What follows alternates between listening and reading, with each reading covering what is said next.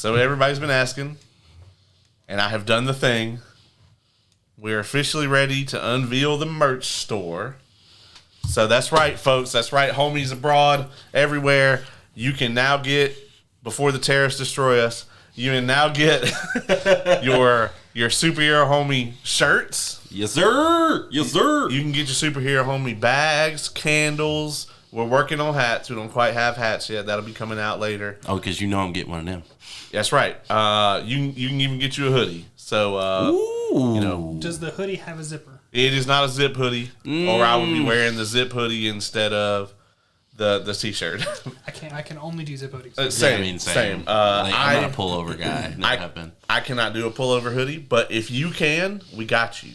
Like, Brendan bought me this dope-ass Teenage Mutant Ninja Turtles, like the 80s cartoon, like, pullover hoodie. And I'm just like, I love this so much, but I can't fucking wear it. It just drives me nuts. Well, I, for one, like pullover hoodies. And so, homies, if you like pullover hoodies and you're like me, you don't pull out, then this pullover would be perfect for you. That's right. Brought to you by Dick and Nips. But I'll have Ace here drop the link. Yes. You know, so.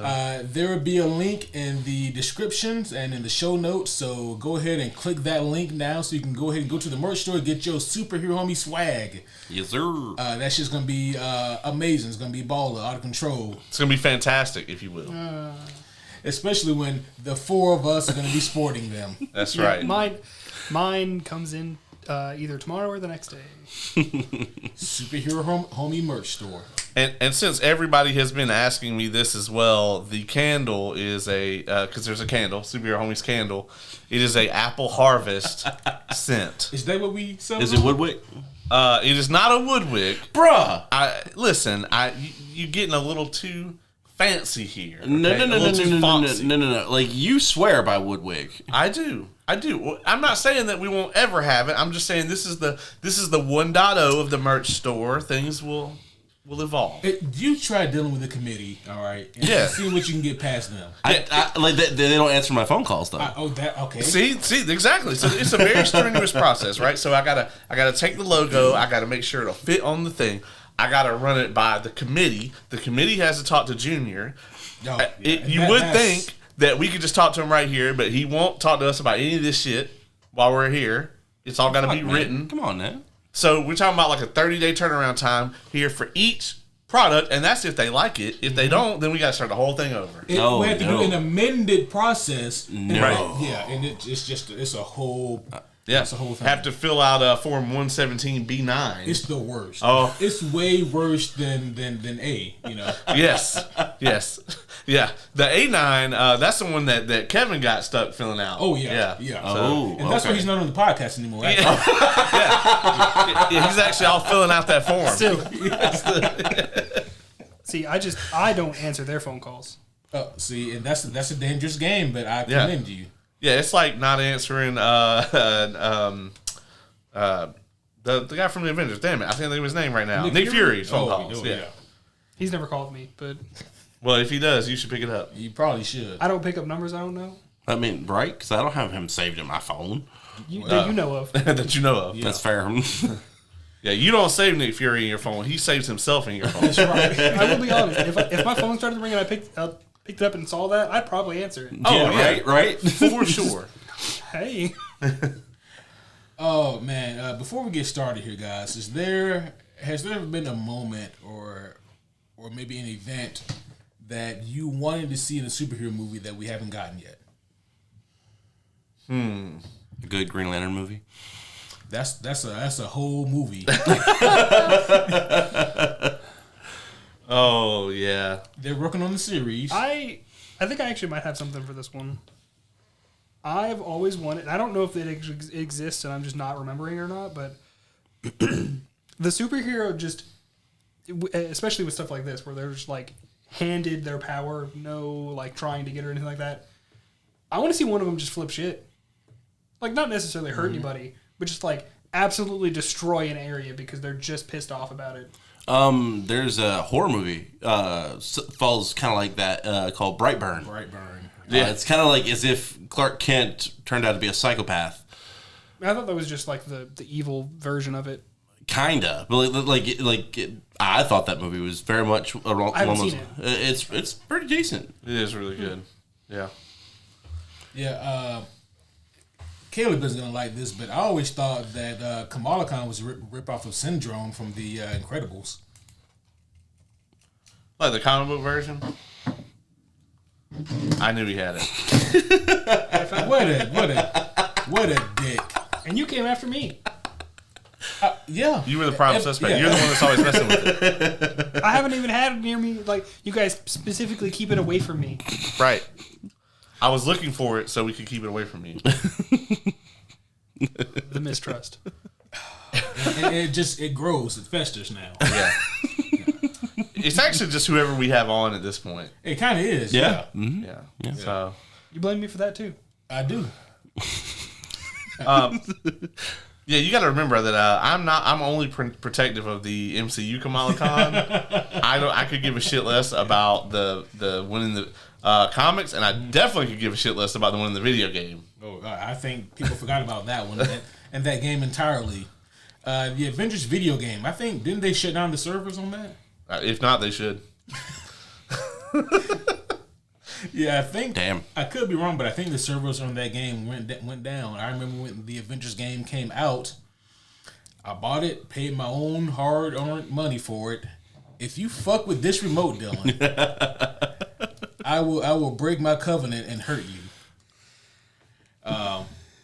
Yeah. Anywho, yeah, that game was trash. Long story short, and yeah, it was just not a good time.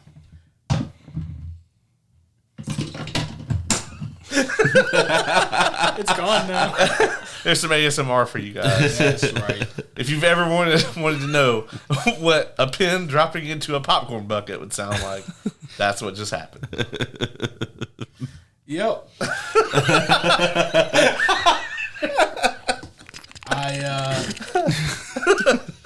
I got nothing. You know, homies, one and all, welcome back to another episode of the Superhero Homies podcast. My name is Quentin, and tonight I am ready to get this shit over with.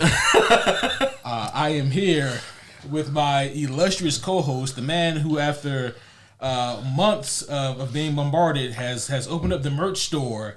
I'm talking about none other than the homie Caleb. Hey, what's going on, everybody? To answer your question, I have always wanted to see the actual Dick Grayson splits off from Bruce Wayne, becomes Nightwing. That would be dope In a movie. Yeah. We have to start off with getting Dick Grayson. Right, correct. There's a lot of steps here, and I don't want to do the Zack Snyder thing where we just like open a movie with that or something. Oh, so you meant like an existing comic event thing? I mean, I don't think necessarily. Oh, but okay. No. Yeah, just kind of anything maybe that did or didn't exist in the comics, or maybe from the TV show that you would like to see on the big screen that we haven't gotten. I mean, obviously, yeah, everyone knows I'm a Green Lantern fan, but like, I would love to actually see a series for the Blackest Night. Ooh, that would have to be like a It would either be a series or just a lot of movies. Yeah. Oddly enough, I mean, Zack Snyder would have been great for a Blackest Night movie. Oh yeah. Yeah. If he could do like a 4-part event like he did with the Justice League, he could hit it all. And yes, we are also here with none other than the again returning, reigning supreme homie Oz. Welcome back. Yo, what's going on, people? And last but certainly not least, the homie who likes to fuck with my shit more than anyone else I know. The homie who I love and tolerate, and maybe it's because I put him through maybe some awful movies every once in a while. I'm talking about none other than the wonderful, the gracious, the homie Dylan. I feel like one of those terms weren't right. Hi. And it was only a pen and a knife. And my toilet paper. I was about to say, and And toilet the paper. soap. And the soap. And the soap. Neither of those things happened on recording. It doesn't It matter. doesn't matter. Always fucking with his shit. Also, him doing it and Kay doing it, not my fault. It is your fault. I didn't. You blame inspired for the those hell things. out of me today. So, I mean, and All I you, did was say a thing. and you told Kay to do it. You can't prove that. She told me. She you told us. you even told me. None of you can prove that. And while their actions are their own, you coerced. You also leave You line stepper. your chaotic energy in here. That's why I'm in here so much. Yes, you are a line stepper. Habitual Line stepper. Also, Dark Knight's metal. Ooh. Man, first of all, it's gonna take a director who can actually understand what the fuck that story is. Right? I've watched a video series on YouTube before explaining it, and I still don't. Because they probably don't. Whoever explained it. I have both. They sounded like they did. I have both the Omnis back here, and they're gorgeous looking books. First of all, fuck you, DC, for those price tags. They were ridiculous. But secondly, like the artwork, chef's kiss. The story, Oh, it's over there. Couldn't tell you. couldn't tell you. It's like watching Tenet. It's like, I'd spoil it for you, but I have no idea what's happening. I've seen it twice, and I still really couldn't tell you the plot at all. Oh yeah, I need to go back and rewatch Tenet just to see if I can do better this time. We'll catch it on the throwback. Yeah. Oh wow. In 18 years. Elder Scrolls 6 still won't be out. We'll get a remaster of it though. Speaking one. of, Get what a are we doing the remaster next of throwback? Skyrim. When are we doing the next throwback? So the next throwback actually has to be with us four because I wanted to go ahead and do the one finally for the homie who requested one. Yeah. Oh, yeah. Because I think that's slated next, isn't it? Yeah, that one's slated next. Well, actually, the next one after that would just be the four of us as well, because this is Brendan's Rotate Out. That's true. And then it's your pick. Yeah. So. And I got a few in mind that I'm mulling over, you know. Haven't hard set decided on one yet. We may go with a little bit of RoboCop. Or we may just keep in theme and do another Kurt Russell and John Carpenter movie. Oh, jeez. Instead of Big Trouble in Little China, The Thing, another one of my favorite movies. I actually will not hate that because I have not seen it all the way through. Like when I was on the horror movie episode, like I still have not seen the movie. So well then shit, that may be the one. I love The Thing. And speaking of The Thing, what a segue! nice segue. All right, but homies, we are here to discuss the 2005 Tim Story directed feature film, The Fantastic Four. Yeah, this is definitely one of the superhero movies of all time. It is currently the best Fantastic Four movie of all time. Yeah. Do with that what you will. Holy shit. Full spoilers for this 21-year-old movie, or no, 20-year-old movie. Yep. I pointed this out in the middle of the movie, you know, it's like, this came out at the same time that The Dark Knight did. Or not The Dark Knight, but Batman Begins. Yeah. The first one. Silver Surfer would have came out around the same time as The Dark Knight then. That was 2007 for the Silver Surfer movie. And Dark Knight was 2008. So. Yep. Man, that feels wild. Yeah. Right? And so I gotta say, 2005 or so was kind of the definite shift in the way that superhero movies were being looked at by both society and Hollywood, right? Because you had the Superman movies in the 70s. You had Batman 89, which like really skyrocketed things as far as like the box office. There was a ton of attempts to recreate that, some of which we have painstakingly reviewed, like the 1994 1994 Fantastic Four or the 1990 Captain America. But around what would you say, X-Men? I would say around X-Men, and then the next year with Spider-Man. Those two movies really. People started to realize that these movies could bring in some serious money. And then around this time is where you actually had your really creative directors started to step in and go, okay, well, we can actually also take it seriously. So at this point in 2005, you had Marvel, who was still not exactly taking it seriously, and then DC was ready with Christopher Nolan. They just kind of had that right place, right time. And then you got Batman Begins, which if you put these two movies coming out in the same year right next to each other, like it's night and day. yeah, it's very clear you're seeing the end of one era of superhero movies and the beginning of another. It was a slow death and slow birth though. Yeah. For this era, because it's like for every, like, you know, say what you will about like how the Sam Raimi Spider-Man movies are today, but man, back then they were really something special, and like they really kind of set the standard again for what a superhero movie could be. And you know, the X-Men did something very similar, but for like every X1, X2, or Spider-Man 2, we would get a Daredevil. Yeah. Didn't we go see Daredevil together? We did, I'm pretty sure. And I remember the only good takeaway I brought from that movie was the soundtrack was dope. Or an X3 or a Spider-Man 3, even. Yeah, an X3 or Spider-Man 3. But, you know, and it's weird, right? Because, you know, you look at...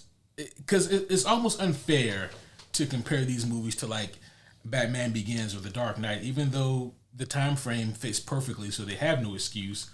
But Chris Nolan is Chris Nolan, you know. Yeah. Oh, yeah. But even still, Iron Man came out in 2008. Yeah. Know?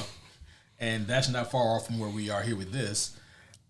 It was just a weird time for superhero movies because it was such a mixed bag. You didn't know if you're going to get something that was corny and cheesy and fun, or something that was actually, you know, kind of grounded in what it was doing and trying to take a more serious storytelling approach, you know? Yeah. Weird times. And all that to say, I mean, I remember liking this movie when it came out, but it was never one of those things where it's like, oh my God, I can't wait for this to come out on video so I can watch it again. You know, there was... Right. Yeah, like I was working in the video store at the time, and like we would play, like this is one of the movies we'd have playing on the screens up, you know, screens, the TVs. Screens still. Yeah. Yes, but like I got tired of that movie very quickly. I can see that. And like, I wonder how successful really was this movie, because like the sequel came out very quickly after this. Oh yeah, it did, like 07. Yeah. Yeah, I mean, they had to have already greenlit the sequel either when this one started production or when it came out, you know. Yeah. I'm guessing they probably contracted a lot of the actors for both films. Probably. Makes sense. Which meant they probably blew all their budget, and so, you know, sorry, Galactus. We will get there next time, though. Giant space blob. Yeah, I haven't seen that movie, so I'm excited for seeing that for the first time. I'm excited for you to see that for the first time. For me. I don't know if it's possible for us to make more 4 puns than tonight's movie. Oh my God, so many. I never noticed it before. No, before. Yeah, I never noticed it before. But they use the word for and the number 4 and even the word fantastic. a lot in this movie. A shit ton, if you will. So, At least 4 times. God damn it, dog. He's probably about 15. Yeah. So first of all, do you guys enjoy the 2005 Fantastic Four movie better than the 1994 Fantastic Four film? Yes. Other than Doom, yes. The movie itself, I like this one more. The experience, watching the other one with you guys. Yeah. Understood. Because like this one, like while yes, there were things we could make fun of, it was nowhere near what we can make fun of in the first one. Agreed. I like the massive prosthetic for Ben Grimm from the '94 movie more than I like. You like the penis head? Yeah. Just the tip don't count. Big ass tip. Just the tip don't count. It don't specify a tip size. It just don't count. But yeah, I mean, I liked it better than the, I guess, kind of half and half, like prosthetic / CGI that they did for this one. I mean, a lot of times it looked pretty good, but I don't know. Yeah, There's it's just like, something off about it. Well, I think now with like kind of the way that today's TVs are and whatnot, you can clearly tell that is just a rubber suit Yeah.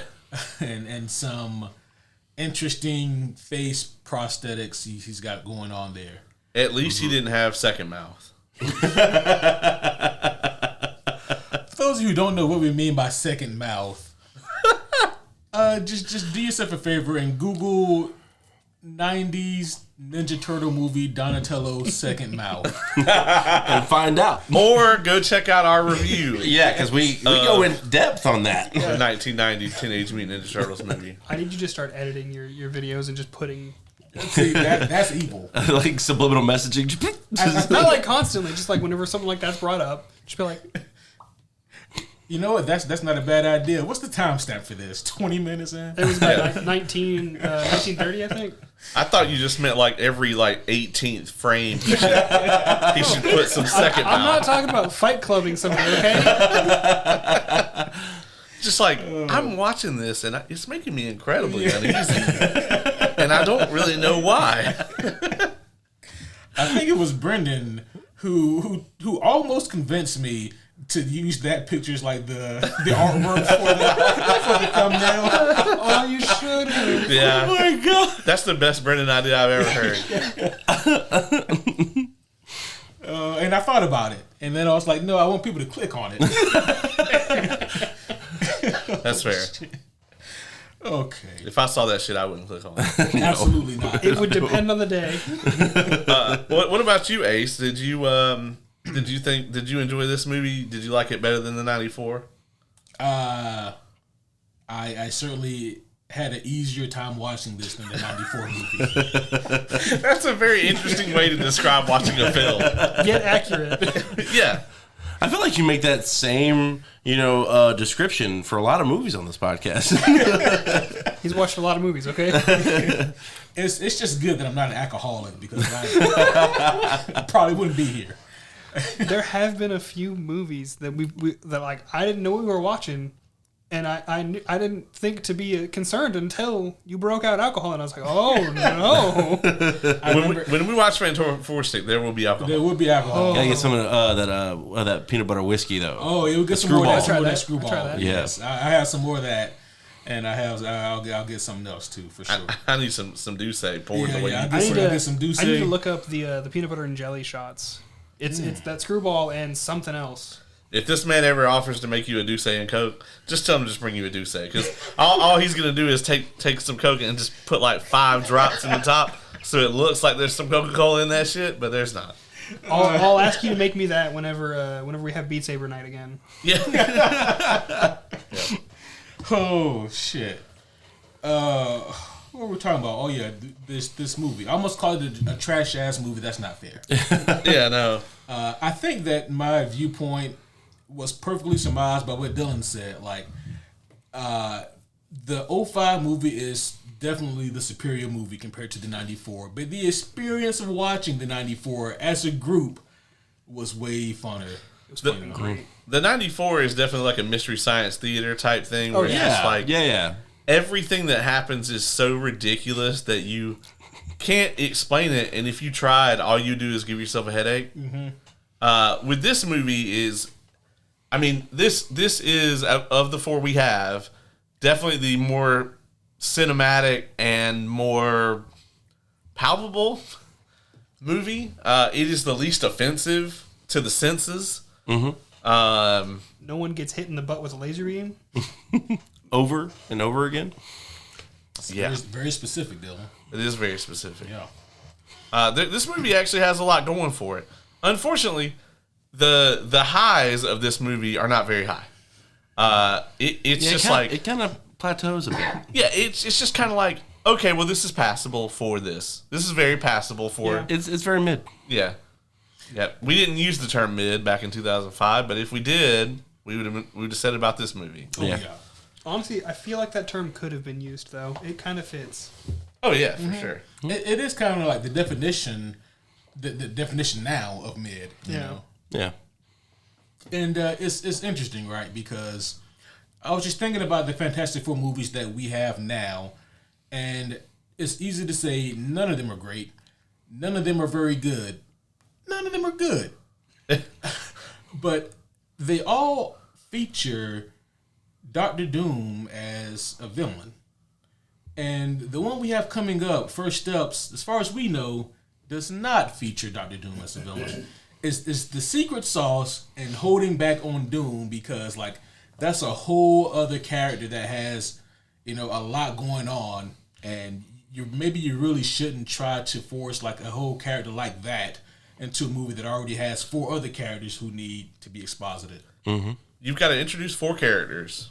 You've got to give them a backstory. You've got to give the audience a reason to give a shit about them. You have to either give them their powers or they have to already have them, and you have to show them developing their powers and interacting with their powers. Mm-hmm. That's already a lot to fit into 2 hours without trying to shoehorn their biggest villain and honestly one of the biggest characters in Marvel Comics into the same movie. Also, you don't want the bad guy to beat them without the audience ever having seen them beat anyone. Because it's like, oh, this is the first bad guy they face. Well, you can't have the heroes lose immediately. You can't one and done Doom. So, I mean, you're basically setting yourself up for failure. Yeah. Mm-hmm. And it's interesting because I don't suppose anyone ever told Hollywood that. They probably just didn't listen. Yeah. Also, I realized here now, because I never really thought about it before, I don't know any other villains for the Fantastic Four. I mean, honestly, same. Well, I mean, Galactus. Yeah. Oh, yeah, okay. Does that count? I don't know. I have not read the comics. I would say Galactus. I mean, Galactus is everybody's I was problem. gonna say, that's everybody's problem. But he's Fantastic Four is like known for That's where he like pops up a good chunk then. Okay. Yeah. Okay. Yeah. Silver Surfer technically. For a while, Silver Surfer, and like I guess because the Fantastic Four were the first ones who had to deal with the giant dude in outer space and the guy on the surfboard, That description does not match. It matches the description, but like, oh yeah, the giant dude in outer space, nothing to worry about, and the dude on a surfboard. Okay. I just love to imagine, like, whenever I'm reading comic books and I'm like, man, these characters have been around for so long, I would love to, like, see the inception. And I often think back to, like, Stan Lee and Jack Kirby, and I just picture Stan Lee going, well, we need someone who can introduce this Galactus fellow. Like, what do you think we should do, Jack? And Jack's like, I got a fucking dude on the surfboard. Fucking dude on a surfboard. They're like, what? He's in space. He's the Silver Surfer, Stan. And he's all one color, so we don't have to do a complicated drawing. That would go either really positively or really negatively. I don't think there's an in-between. And Stan's like, all right, fine. That's how I imagine how a lot of that shit went. Pretty fucking cool. But anyways, back to this movie. I guess we'll start breaking this thing down. Yeah, let's talk about the cast. Yes. Obviously, we had what's the guy that plays Reed Richards? I guess his name is Ioan Lone. I don't know if that's an I or an L. Yeah. Where is he from? Gruffudd is his last name. I'm trying to see what the fuck else this dude is in that I have never I've seen. seen him in another thing, but I think I've seen him in something else too, but nothing He's major. in Bad Boys Ride or Die. Really? Is Yeah.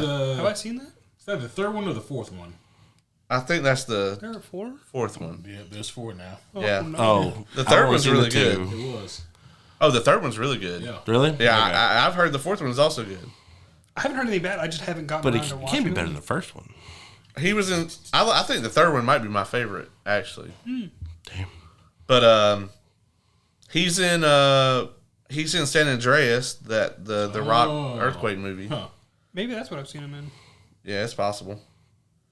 That was a movie. One thing I can say about him, maybe it's just the look he's got going on, but I think it's my favorite Reed Richard, which is saying something because he's kind of boring. You mean you didn't like the 94 one the most? Speaking of boring, that guy didn't want to be there. He did not. No, he did not. That dude was a Holy stone cold shit. killer. Apparently, there was a video game that went with this movie. No. Really? Yeah. Oh, I do And- remember remember seeing that. the cover. I never played it, but I remember seeing the cover. Yeah, and he voiced they had the actual cast Wow. do the voices for that. Wow. I bet they didn't get paid extra for that. I bet they didn't. That was all in the contract. That guy also, now Dylan probably get this more than anybody here. Well, you played a little Diablo 3. He's the necromancer in Diablo 3. Really? Yeah. That's my favorite character in Diablo 3. So you've heard Same. this dude's voice Holy for shit. hours. It's everybody's favorite character That's true. in Diablo is the Necromancer, which is why it was ridiculous that they didn't have the Necromancer when the game shipped. Yeah. It's why like that didn't was you by far the most popular class in Diablo 2, and then when they released Diablo 3, they were like, don't need it. I forgot they did that. I played Diablo 3 one time, and I played the Barbarian, so. Also, why did you do the warden bitch's voice for that? From Derelict Blade. Way down. Don't need it. That's a deep cut, folks. That is an insanely deep cut. This is from like 25 sessions ago in our D&D campaign. I will always recognize that bitch's voice. That NPC has been dead for a long time. You better stay that way. No, man, my favorite read is actually Van Forstic. Miles Teller? Yeah, Miles Teller was awesome. That doesn't exist yet. Well, see, yeah, I haven't seen it, so I can't. I will say I'm with you. Like, I feel like this is the Reed Richards that I know. Yeah. And I mean, like, I wish that the writing was stronger, obviously. But, like, in terms of, like, the basics, I think they did a really good job with him here. I think that Is he that socially awkward, though? he is socially awkward, but it's that genius kind of socially awkward. Right, and not this, like, I'm just a smart dude who really can't talk to anybody. Right, yeah. It's not so much of that, you know? Yeah. He does have some of the genius vibes here, but I mean, I think a lot of the heavy lifting is done just because he really looks a lot like Reed Richards. Yeah. I think you might be right on that. Because like the more I'm thinking about it as you're talking about it, I was like, no, he doesn't really give off the genius vibe. He doesn't even really give off that awkward of a vibe to me. Like not a genius awkward vibe. He just doesn't know how to read Sue. That's about all I get from it. Yeah, it's like He doesn't know how to read. God damn. Bet you he does. Everybody gets one. Have I gotten one of those yet? Probably. Not tonight. I don't know if I'll be able to say anything like that. Right? I mean, I don't think any of the Reed Richards that we've gotten are good, right? This guy, though, definitely looks the most like when you picture Reed Richards in your head, like what he looks like in the comics, that, you know, there's not very many shots, honestly, of him in the suit in this movie. I mean, there are some, but not as many as you would think for, like, the main character. Yeah. I will say they really did try to go and give each of them a somewhat equal amount of screen time in this movie, which I appreciated. Yeah. I actually feel like he got the least amount. Yeah. I think so, too. Yeah, because I think they... No, you can't do it for yourself. I did it for You him. did it for me. Oh, okay. I see.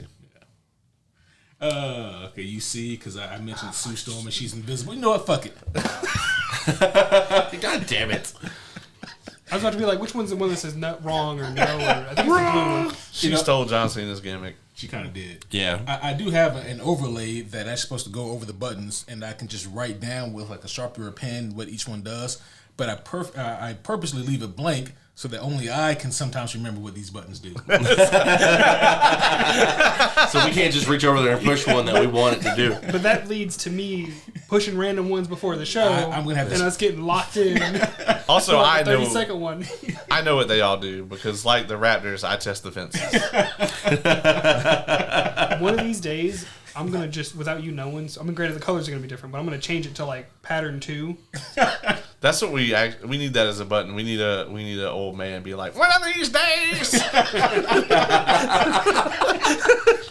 The situations for that are very interesting.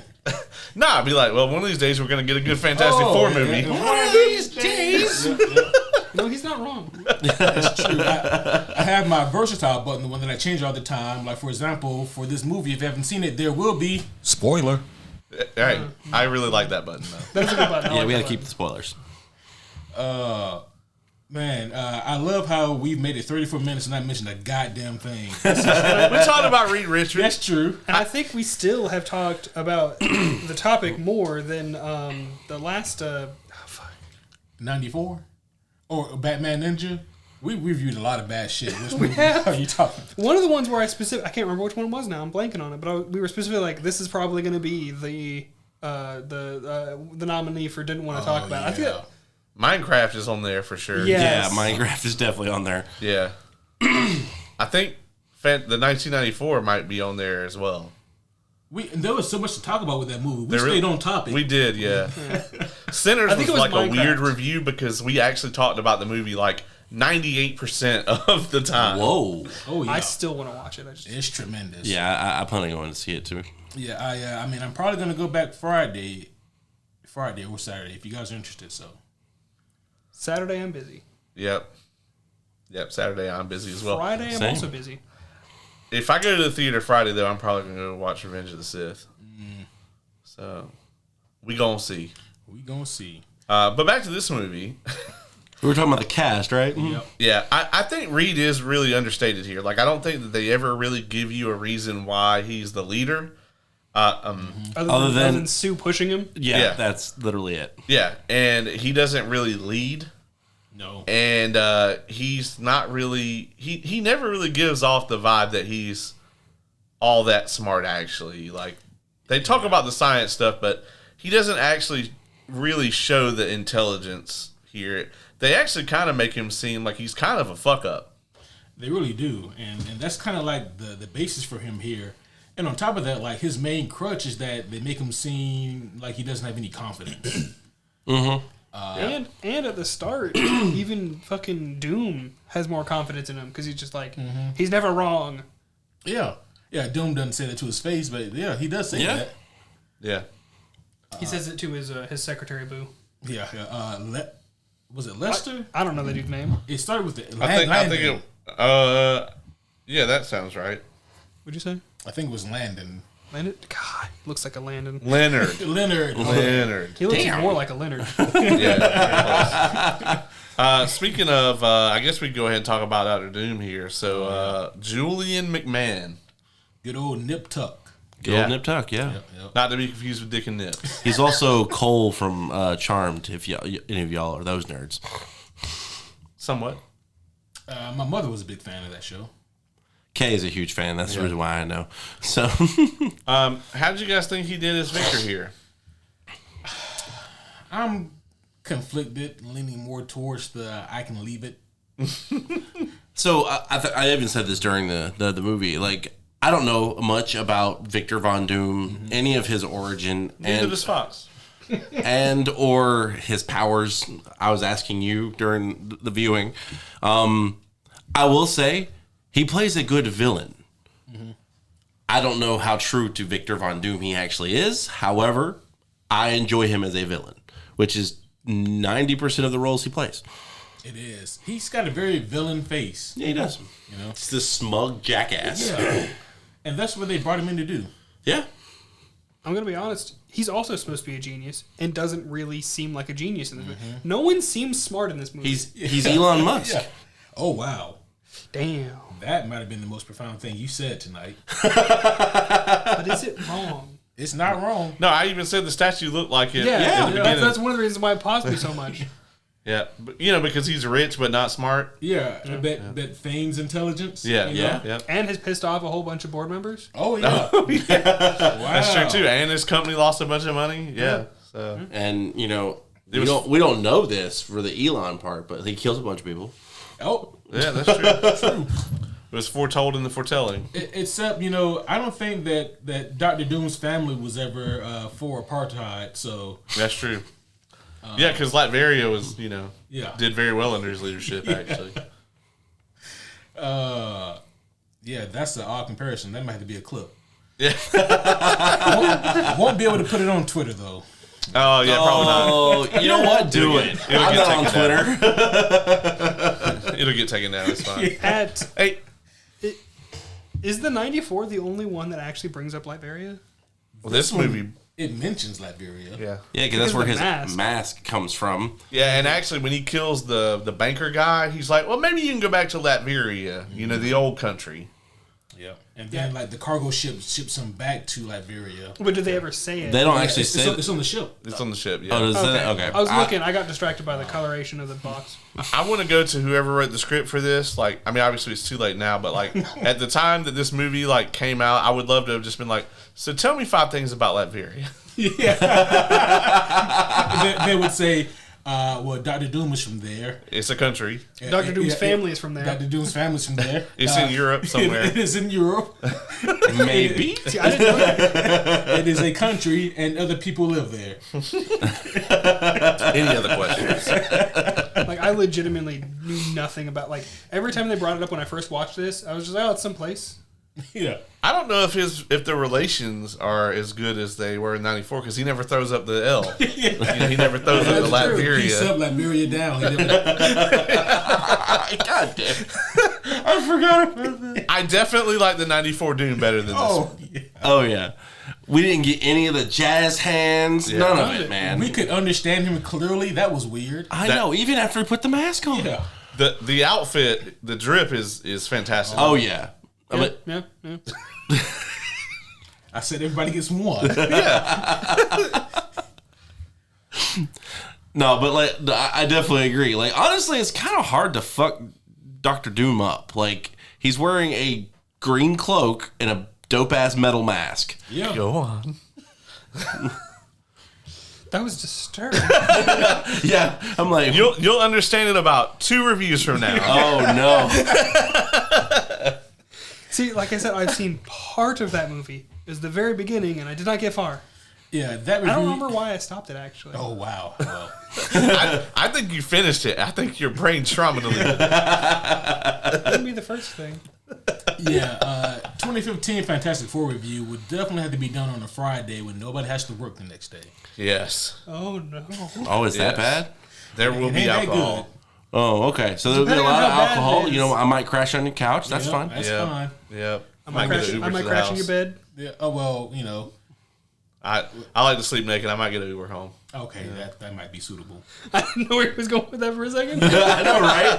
It was right on the heels of I'll sleep in your bed. I'm like, whoa, bro. I mean, got no middle spoon. judgment. I was Middle kind of spoon. nervous.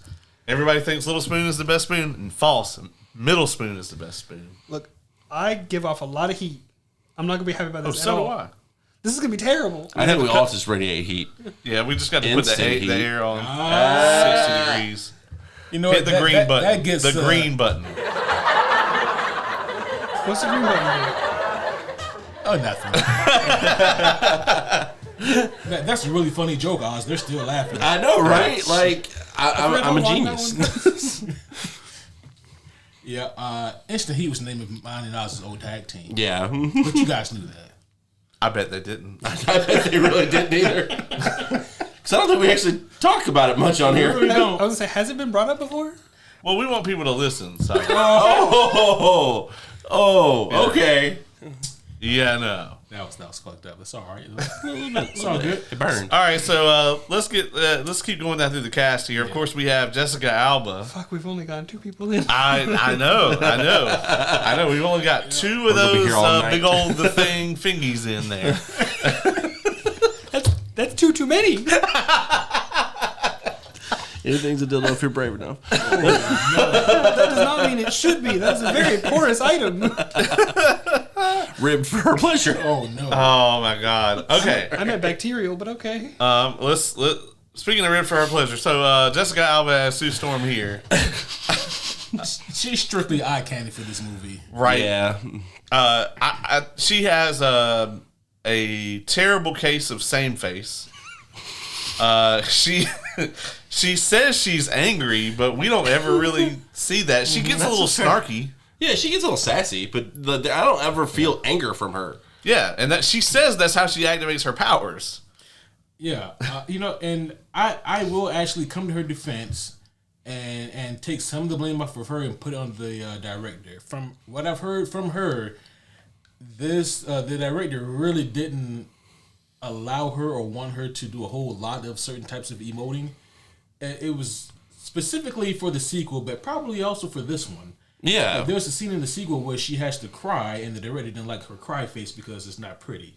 and so they CG'd in tears instead of having her actually, physically emote. And if he did that with her in the sequel, he probably had her not emote in this one. Well, I mean, clearly they were mostly worried about her doing invisible nude shots. Yeah, what's the fucking point of an invisible nude shot? I just want to point out, Joss Whedon didn't narrate this, right? Because It sounds like it. it really does sound like it. I mean, I would hope they wouldn't get away with this kind of shit today. Right.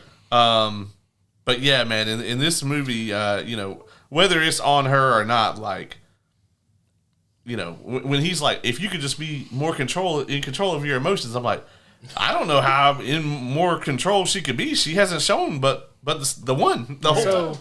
I think the only reason I didn't pick up on that is because my mother actually shows anger in a similar way. I don't know how to describe that. But for me, I was always just like, oh yeah, she's angry. That's scary. And I think that's trauma. Yeah, probably. A little bit, dude. A little bit. But like, to going back to the invisible nude shots, like, sure, the first time was a gag. Like, I understand, because the clothes she is wearing can't turn invisible. Sure. However, Sure, you gotta bring when it they up. did it like 4 times, They actually did it 3 times. 4. I'm very surprised at the restraint of them not doing it 4 times. they probably filmed a 4th one, but just didn't air it. Yeah. Much Like like the- they messed up that one line. Oh, He yeah. actually said 3 instead of 4 days. So many bad puns here. I thought that Sue Storm was ultimately kind of a nothing burger. I thought that she was somehow even more of a nothing burger than Reed. Yeah. Yeah. And again, I think a lot of it just fell back on the script and how it really didn't. In terms of like emotional relevancy, that mostly goes on Ben in this movie. Again, Yeah. Shit, yeah. I mean, she's kind of just there as a fuck puppet. Literally, Literally, first she's fucking Victor, and, and then by the end of it, she's fucking Reed. Whatever. See, and every scene she's in is her being hot, or they even throughout the film they even change her like hot style. Oh yeah. She goes from like secretary lady to smart scientist lady to school girl at one point. Cleavage always out. always. Yep. I almost said it when we were watching it. I was like, because they literally just zip up. Oh yeah. Fucking one of them, and then she's walking with it way down here. I'm just like, fuck it. All right. And they often have the camera shots above her, like So you can see down a little Yeah. bit. Yeah.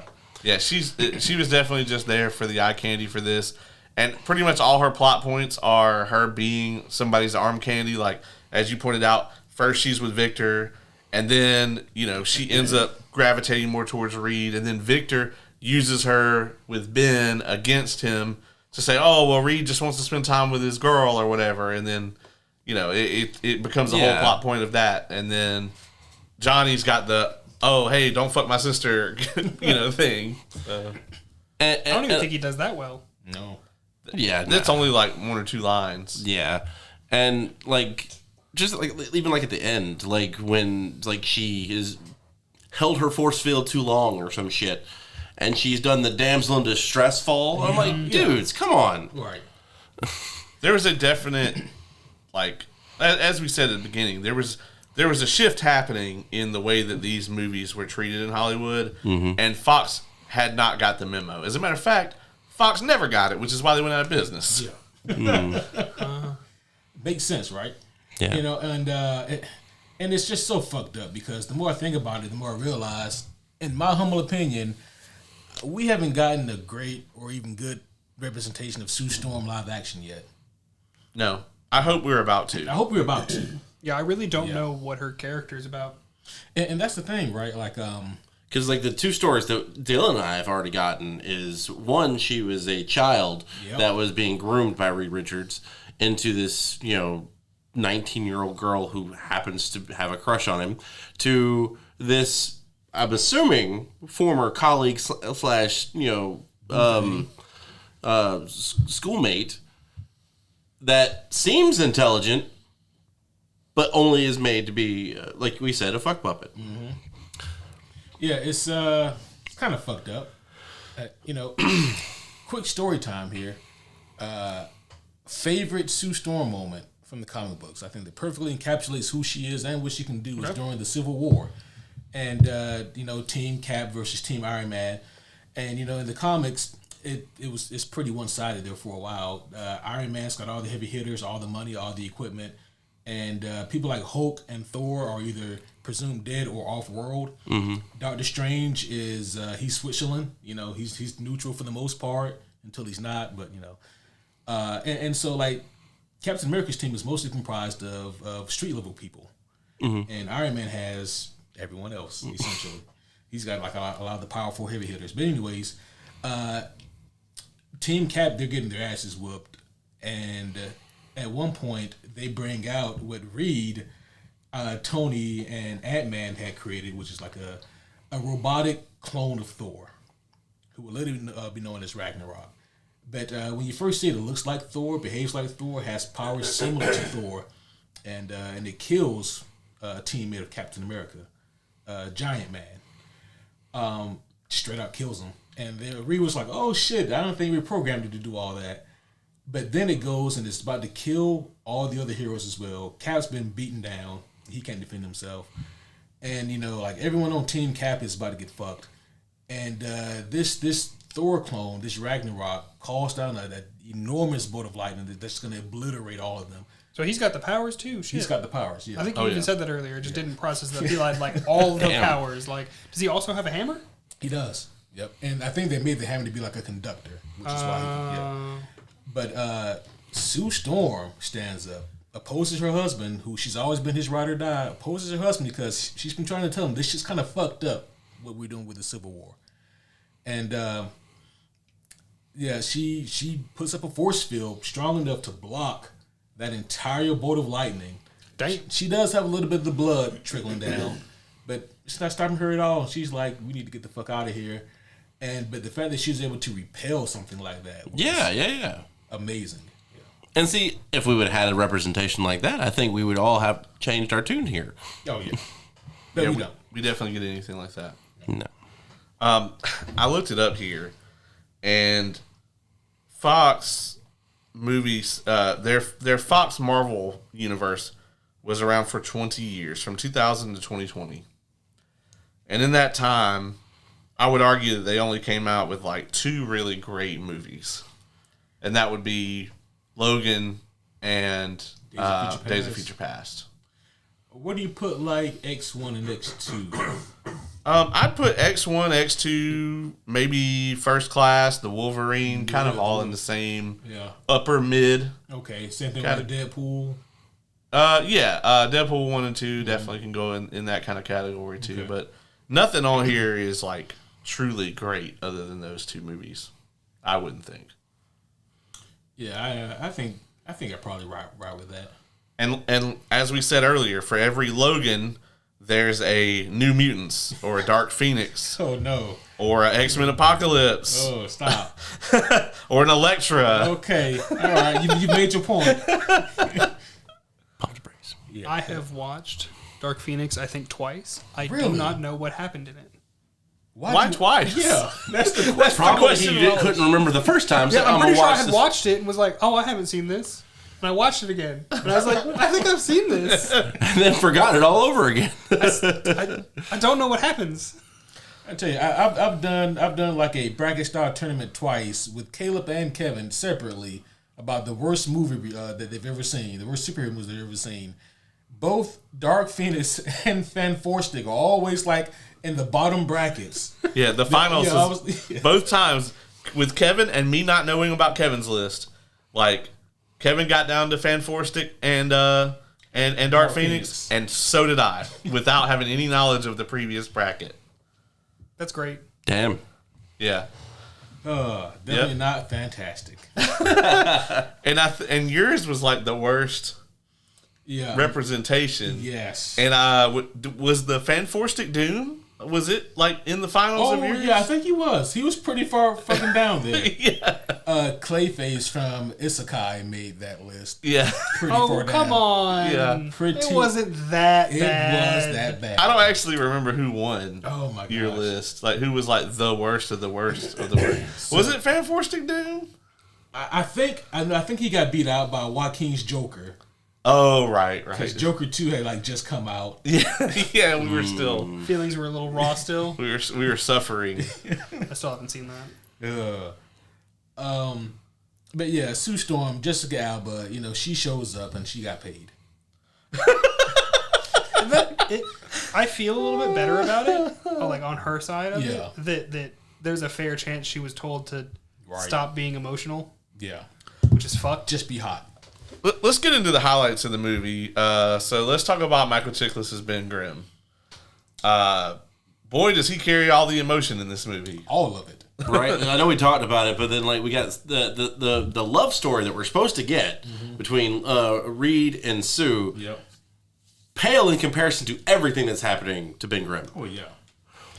And I get it, right? Like even the '94 movie, for all its goofiness, it also relied on Ben for the emotional weight. Yeah. Well, but, like you gotta think, like, it's the classic, like the man to monster story. Yeah. So I mean, it really does ring true. Yeah, it fit. Like it'd be weird if he was like, "Oh, I'm a rock monster now," and just coolsies. Yeah. I mean, I'd say easily the best actor was Ben Grimm in both movies, in the '94 and this. Oh, you must have forgot about Doom in '94. I'm gonna be honest. I don't know if I would count any actors in the '94 one as like best anything. Yeah, that's a fair point. Because you can be like, oh yeah, it was Ben Grimm, and I know it wasn't 100% him, but I have a picture of that fucking angry face. I would say on the documentary, pretty much everybody like was very conclusive that guy was the best acting in that movie. Now, whether the bar was in hell or not, I don't know if the camera can pick that up, but my God. at least in that movie though, that suit had like defined eye sockets. In this one, he just looked like somebody left a hot pocket in the oven for like 6 days. Like, He does kind of he looks like the old pizza roll that just gets stuck. He kind of looks like Spawn's skin from the Spawn movie. Yeah. I don't know if it's that bad. That dude got fucked up. But as we know, Michael Chiklis, like, I mean, he's a tremendous actor and was able to at least portray all that emotion in the voice work for this. Mm-hmm. Yeah, I think that he did pretty good here, all things considered. And even though you can tell that he is not very mobile in that fucking suit, like he's got all the range of a 1990s action figure, Just, yeah. It might get up to about here. That's it. Yeah. And there's no telling how long he had to spend in makeup just to get all that shit on. But Plus, he lost a finger, so he's down to 4. Like Jim Carrey went on an interview and described being put in the Grinch makeup and costume as if he was being buried alive. So I can only imagine what Michael Chiklis went through, because that seems more extensive and more prosthetic. Yeah. Like, didn't Jim Carrey like start chain smoking because of that movie? Yeah, like he did not smoke at all. Like, so he actually, from what I understand, he went to a therapist because he was fucking nutting up on stage because of it, and they were like, start smoking. They literally told him that. So like he's over there sitting in the Grinch suit, just fucking puffing away. I kind of wish I could see a picture of that. Right? The I'm Grinch sure there's something on the internet. I'm sure. How bad did Jim Carrey have to act out for them to think something was wrong? That's a fair point. He's definitely a method actor. If you ever watched the Man Over the Moon, Man of the Moon documentary. Oh my God! That he went full on. Well, I just heard stories from Jerry Lawler, like what he said about it. Oh yeah, like they cover that whole thing, and it's intense, man. He fucked with Jerry Lawler constantly. Yeah. Oh yeah, which was hilarious. Oh shit. Yeah. Speaking of Jerry Lawler, Michael Chiklis here. That's the thing. I'm really good at these segues. You are. Ben Grimm here, like we said, he does carry the emotional weight, and they get right into it. So I'll be honest, right? Like I'm not familiar if Deb is in the comics, And so, like, rewatching this, I forgot about Deb and that character. Yeah, because everybody remembers Alicia. Alicia, Yeah. I did not remember Alicia. Oh. I also didn't remember Deb, but Well, Alicia is a pretty big character in the Fantastic Four comics. See, I knew this character existed. I could not remember that character's name. But like, yeah, like I definitely remember the blind or sight impaired individual who were felt him and fell in love with him, that sort of thing. Yeah. So. The story though that they put in here with Deb only kind of furthered like the emotional weight of Ben's story, because his wife is like, "Oh, you look like a walking tumor, so I'm gonna leave this wedding ring right here." right after you save a fuck ton of people. Yeah. Well, those people were only in danger because of him also. Yeah. Apparently, no one knows that. Yeah. The police know because they're the ones who. If you were the policeman and you rolled up on that, would you do shit about it? Yeah, how you gonna arrest Ben Grimm? Yeah, first of all, you ain't got no handcuffs, even if he went along with you. You ain't getting him in a car. Yeah. How does he get anywhere? He Takes walks. the bus. Alone? They actually So roll him up in one of those like bank trucks in this movie, Yeah. Oh, okay. like the Brinks trucks. Yeah. I mean, they have to be reinforced, so Yeah. it makes sense. Yeah. Yeah, it's kind of fucked. So, speaking of the thing, you never answered me. This is about a chat, by the way, about the weird moon head thing from a comic series. I came to you for answers. I may have blocked that out of my memory, whatever it is. Did I respond to it? I think you said, "What the fuck?" That sounds accurate. It was the other day. Oh my god. Do I have that shit downloaded too? Hold up. Yeah, I'm not familiar with whatever the fuck, but it sounds like some bullshit. It does. It did look and sound like some bullshit. Was it related to the thing, or was it just? It was the thing. Oh, it was the thing. It's odd, right? Because like the thing has wandered outside of the Fantastic Four comics probably more than any of the other characters, right?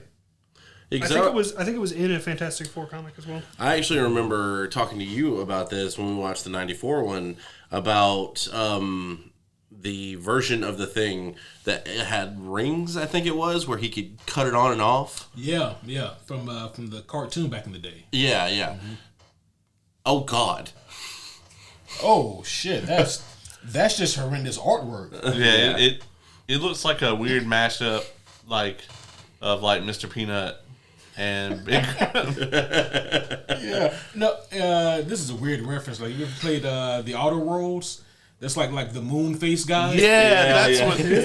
It looks like Uncanny Valley. I'm gonna try Moonface this guy. again in case they can see. Here you go. Yeah. Have more nightmares. I might just have you send me those pictures, see if I can. I've sent remember you to put this them one up. once. Actually, I've sent you both of them. Well, you Send can't them blame me again. for not keeping them. That's right. I would delete that shit too. I'd be like,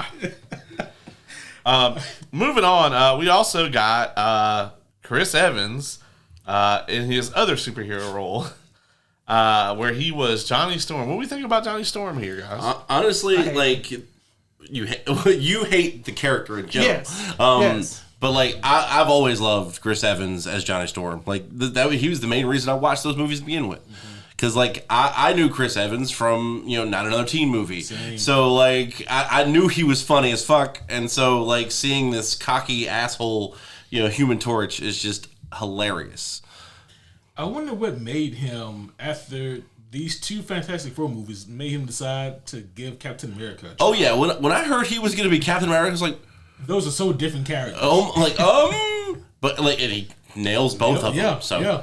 Because like also I know him from Scott Pilgrim versus the World, and he plays the third boyfriend, and he's a dick in that too. It's crazy how many superheroes are in that.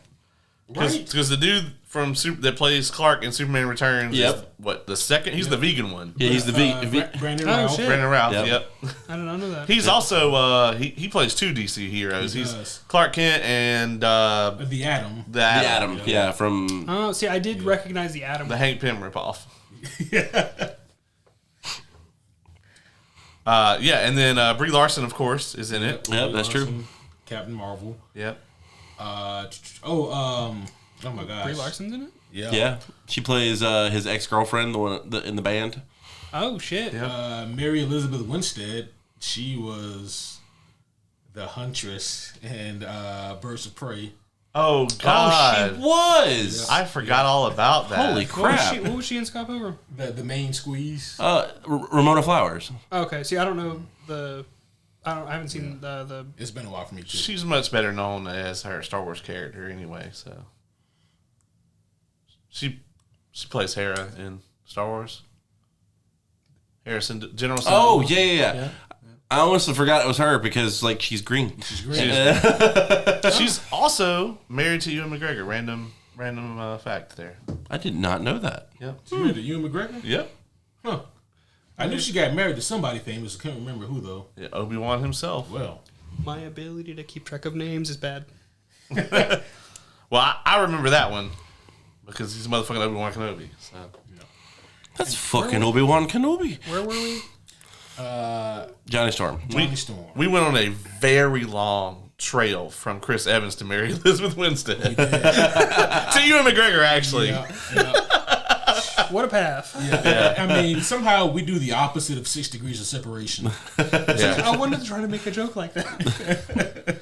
That's a good movie. Yeah, Chris Evans here as the Human Torch. Good old Flame On himself. You know, we made the joke about the 94 one of him not being able to use his powers unless he says the thing, but he can't use them in this either unless he says the thing. Well, not necessarily. He just can't fully hit the Human Torch part. He can apparently cast fireballs and snap his fingers and create a flame. Well, I mean, it was 9 years later, so That's true. Yeah, he grew into it better. He can snap his fingers and he can do his stuff, and he can do it all by himself. Oh my God.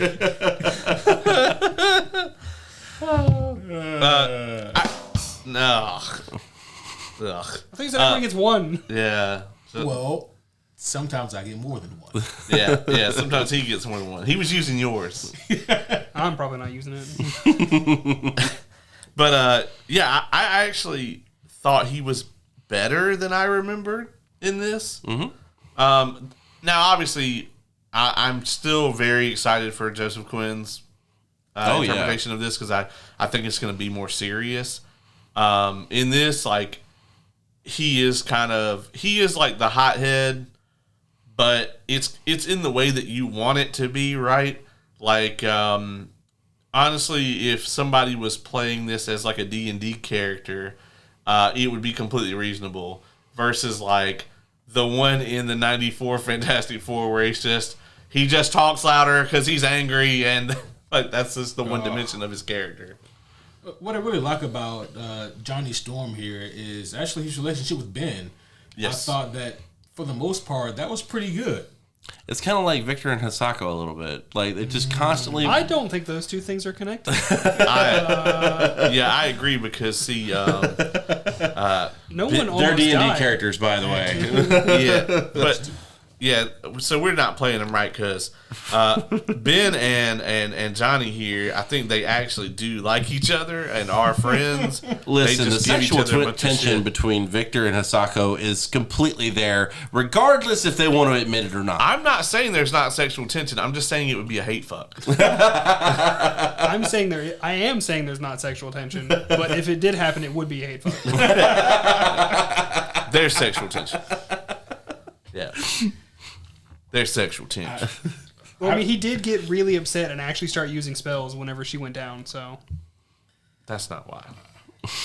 I don't know where to go from here, folks. Yeah. Sorry, You guys are the ones guys. that did We this. just take this completely off the fucking rails. Now that we've talked about the main cast, I guess we could talk about some of the major plot points here Well, for this while we're on movie. cast, who was the assistant? Leonard? Leonard? We call this man every L name. Liam? Yeah. Leo? His name was Hamish Linklater. Jesus Christ. You made that up. I'll be honest. No, I didn't. I did not. He just sneezed. That's all it This was. is motherfucking. This is motherfucking IMDb. Is he in anything else? Jesus Christ. Yeah, that's what I'm looking for. This dude supports Doom under the desk. He Holy shit! What? Oh my god, bro. Okay, so in the Batman Cape Crusader show that came out last year, Yeah. he's Bruce fucking Wayne. That's Bruce Wayne? Holy shit! Oh my god, that's great. That's So glad I brought this amazing. dude up. What the fuck? Guy's a damn good Bruce Wayne. Yeah, he was also in Legion, Wow. The movie or the TV show? the TV show. He Okay. played Clark in that. Damn. Yeah, he's not in. He was in something called The Angriest Man in Brooklyn. I bet that's a watch. He was in the 2012 Battleship movie. He was in one episode of Ugly Betty. Yeah, so basically his career went to shit for about 10 years after this movie. From sucking all that Dr. Doom dick.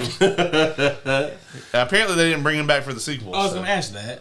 Yeah, he's not listed on the sequel, so apparently they thought that a Leonard-less movie was And the that's thing what to do. that's what they fucked up at. They should have brought back Leonard.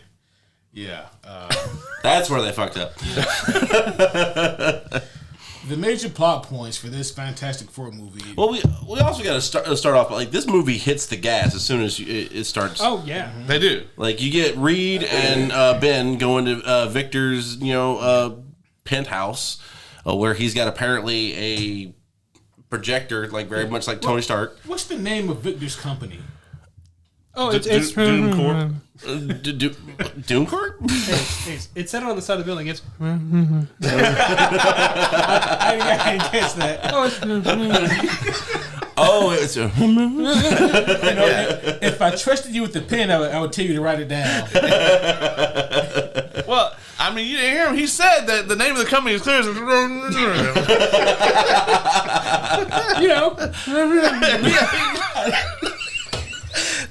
If you're watching this on the video, that's definitely the way to check this one out. So you can see all of the spirit fingers from and 94. Ace loses his fucking mind. I haven't seen you this upset since the Minecraft movie.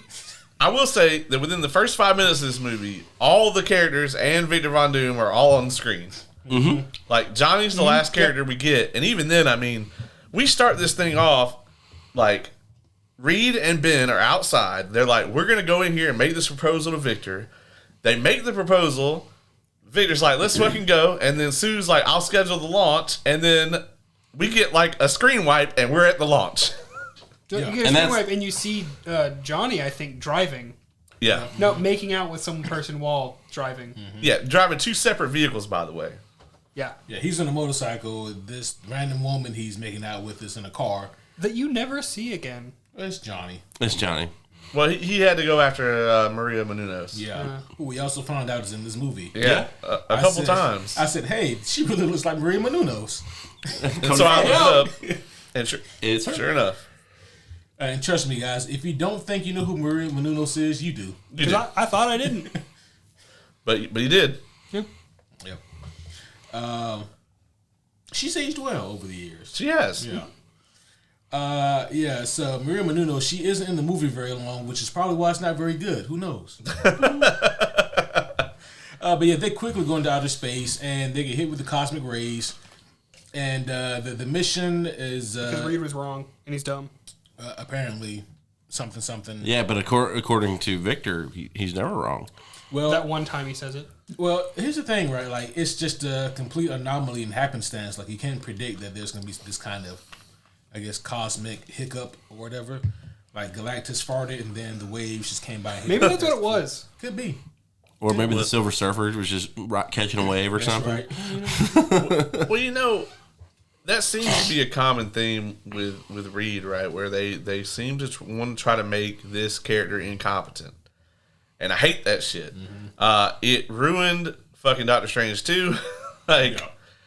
Which is kind of funny to me because everybody wanted, what's his face from The Office? Oh, yeah. John Krasinski. Yeah, to be Reed Richards. Yes. And he looked great in the suit and everything. Mm-hmm. But then they made him like he's from the universe where Reed Richards is a C student. Apparently this Reed Richards is from that same universe.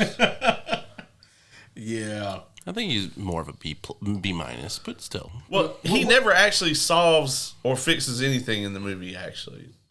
The only, I mean, I guess, does he make the machine that they use to turn Ben back? Yeah, he I don't know makes where the it. fuck they got the tiny storm. That's true. Victor made it. Oh, well, shit. That's why he broke the. Yeah, he shoved his hand into it and gave it energy. He gave it the power. But the storm was there before he opened it. Yeah, like he just hadn't had enough power to get it to generate it right. Which still begs the question towards the end: how does Ben turn it back on to get his powers back? Yeah, well, because he can do the normal one. They have enough power to do the normal one. So he didn't have enough power to do one that reversed it. Yeah. Okay. Don't know why that's a thing, but yeah. Okay. Sure. Just go with it. How does that work? Is all that rock on the outside of him, and he's still himself in there? Well, no, they did an X-ray. Remember, like it's all him. Like He's all rock. Yeah. Even though I don't think the X-ray would have actually shown you shit, but yeah, it's a Rita Richards X-ray. Yeah, you know what? Fair enough, I guess. Yeah, it's a fantastic ray. Maybe they just use ultrasound. Just. I still don't think that would work. Yeah, no, it wouldn't. It would just bounce off the rock. It's the same material. Yeah. Goddamn. How would that work? I don't know. What do miners or diggers use to like some kind of seismic sensor? Yeah. Yeah, but that's for different. That's rocks. true. That's for earth tremors, but still. No, I'm saying it's for different material inside of the same rock. He's just the same rock. That's true, yeah, because like the what is it? Is it a sonar that they use to see like dinosaur bones and shit? Yeah, yeah, that yeah, it's like you said, it determines the different density of the different materials. Yeah, if he is just solid rock all the way through, then if they can determine if they can tell moving rock from still rock, that's something because that's his heart still beats and his They probably would be able to see that, especially if they could do like an MRI probably and see that. Huh. I'm not a doctor. I know I watched The Pit in like 3 days, but I'm not a doctor. Well, it's part of the issue is that is his bones also rock or is it? According to the X-ray that we saw, everything inside of him is rock. But is it different densities rock? I think I'm putting more thought in this than they did. Yeah. For sure. Moving on. Yeah, we'll move on. Yeah, they get hit with the cosmic rays, and then it takes a while, but after some time, the power started to kick in.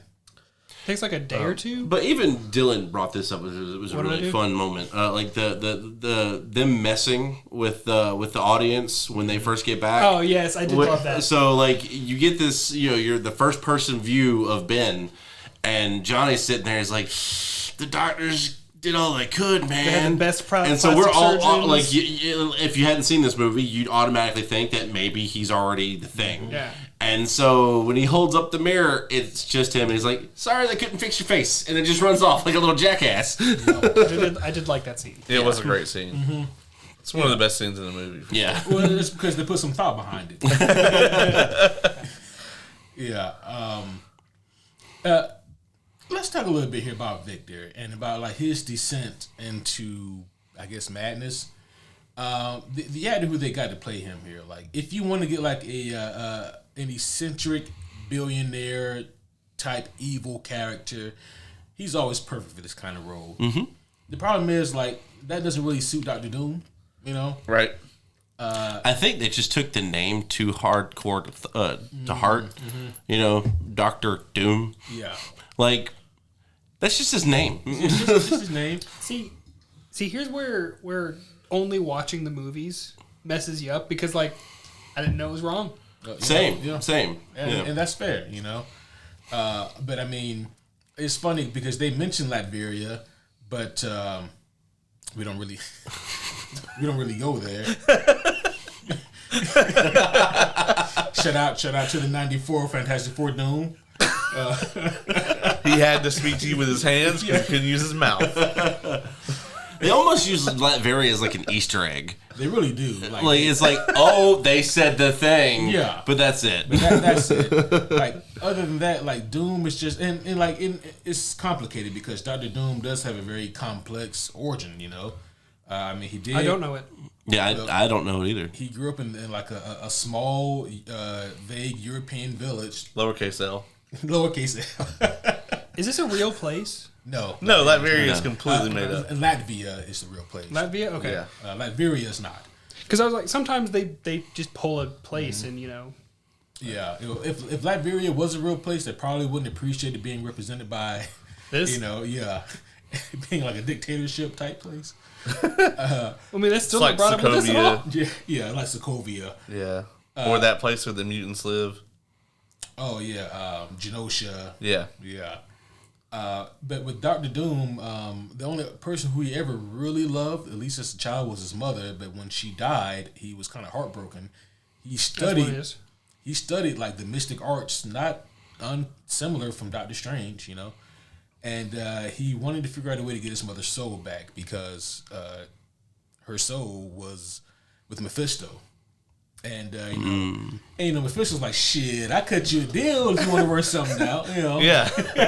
Yeah. I got you. Yeah. But kind of one of Doom's overarching themes over the years has been, I want to find a way to get my mother's soul back from Mephisto. That's weird. He doesn't bring that up at all in this. Yeah, well, but in the meanwhile, he also was quite brilliant, and he did a lot of studying, and this is where he crossed his path with the likes of Reed Richards. Man, they barely brought that up. Yeah, they really did, right? At the beginning. Yeah. And those two, they actually have kind of a friendship going on, like a competitive friendship, but like they respect each other's genius. It's a little bit present in this. It's very faint though. It's bad when it was more prevalent in the '94 movie. I was just thinking that. Yeah. In the '94 movie, their relationship at the beginning was actually pretty good. Yeah. Except for how close he stood. That was weird. I mean, yeah. He didn't do that yet. He didn't do that yet. no, but he did touch him. He did touch He it. didn't. Oh no, that's right. That's right. He did this weird fucking hand. It doesn't And matter. walked off. He was also very good at painting numbers with his hands. And I did that earlier. Latveria. Oh shit! Goddamn. But yeah, we don't get hardly any of this here in this movie. But I guess my point is this, right? Like Doom is one of those characters who does kind of need his own movie because there's a lot going on there with the story, and he's so much more complex than just like he has similar complexities to like a Magneto, where like he does very bad things, but you can question whether or not he's a bad guy. The people of Latveria, for the most part, seem very happy under his rule for what that means. Don't they have to? Based off what you told me? I know we've all seen this meme of it's always a picture of Doctor Doom holding up his hands and it says lawful evil. There will be order even if it kills you. Yep. So yeah. Oh, but if Hisako says it, it's bad. I didn't say that. I mean, Doctor Doom is way too complex of a character for Fox to have explored them at all. Like they put Magneto in 7 movies and got him right in 1.5 to 2 of those movies. What are the 1.5 to 2? Definitely Days of Future Past. I would argue that he's the only thing good in Apocalypse. I think he was. I will say I think he was fairly well done in First Class as well. I think that he was. I think I need to go rewatch those movies. I think he was simple enough but effective enough in X-Men 1. Yeah, agreed. See, I didn't hate him in X-Men 1, but I also not a huge comic book buff, so. And like X-Men 1, it gives you like the basics for what these characters are and what they do and why they do. He seems a little too villainous for me in X1. He's tired of it. Yeah, I mean, he is old Homo at that point. sapiens. He's been dealing with that bullshit for a long time. because like his thing is like even in X1, he doesn't want to kill the humans. That's not his plan. But he's not above it. He ain't above it. That's true. Collateral damage. Yeah, well, fuck him. Yesterday's news. Anyway, what else happens in this goddamn movie? Oh yeah, they get the powers. Yep. And the Doom Corp scientists ain't shit because they're like, oh, y'all are fine. You're good to go. Yeah, they're like, nothing's wrong. Yeah. I'm They only have symptoms once they start showing their powers. That's so weird. Yeah, and There's no genetic Also, alteration. that nurse is terrible at her job, and I hope she got fired. oh, Maria Menounos. Yeah, Maria Menounos is the only person that noticed anything off with them, and then His fever went to like 200 degrees Fahrenheit. And then she went skiing with him. yeah, and then he's like, like, "That's "Hey, fine." bitch, my fever, but I feel great. You want to go skiing?" And she was like, And then went Yeah. skinny dipping with him after he burned a hole into the snow. We don't technically know that happened, but it probably happened. I mean, Well, I'm pretty sure that he definitely fucked her. Yeah. In that little Self-made. makeshift, Yeah. sauna or whatever. And also he comes in butt ass naked. Johnny does, with her coat wrapped around his waist. Well, he ain't gonna wear his coat. "It gone." Which we didn't know this at the time, but it wasn't necessarily because they didn't want any nudity in the movie. It was for the protection of the staff and crew. Yeah.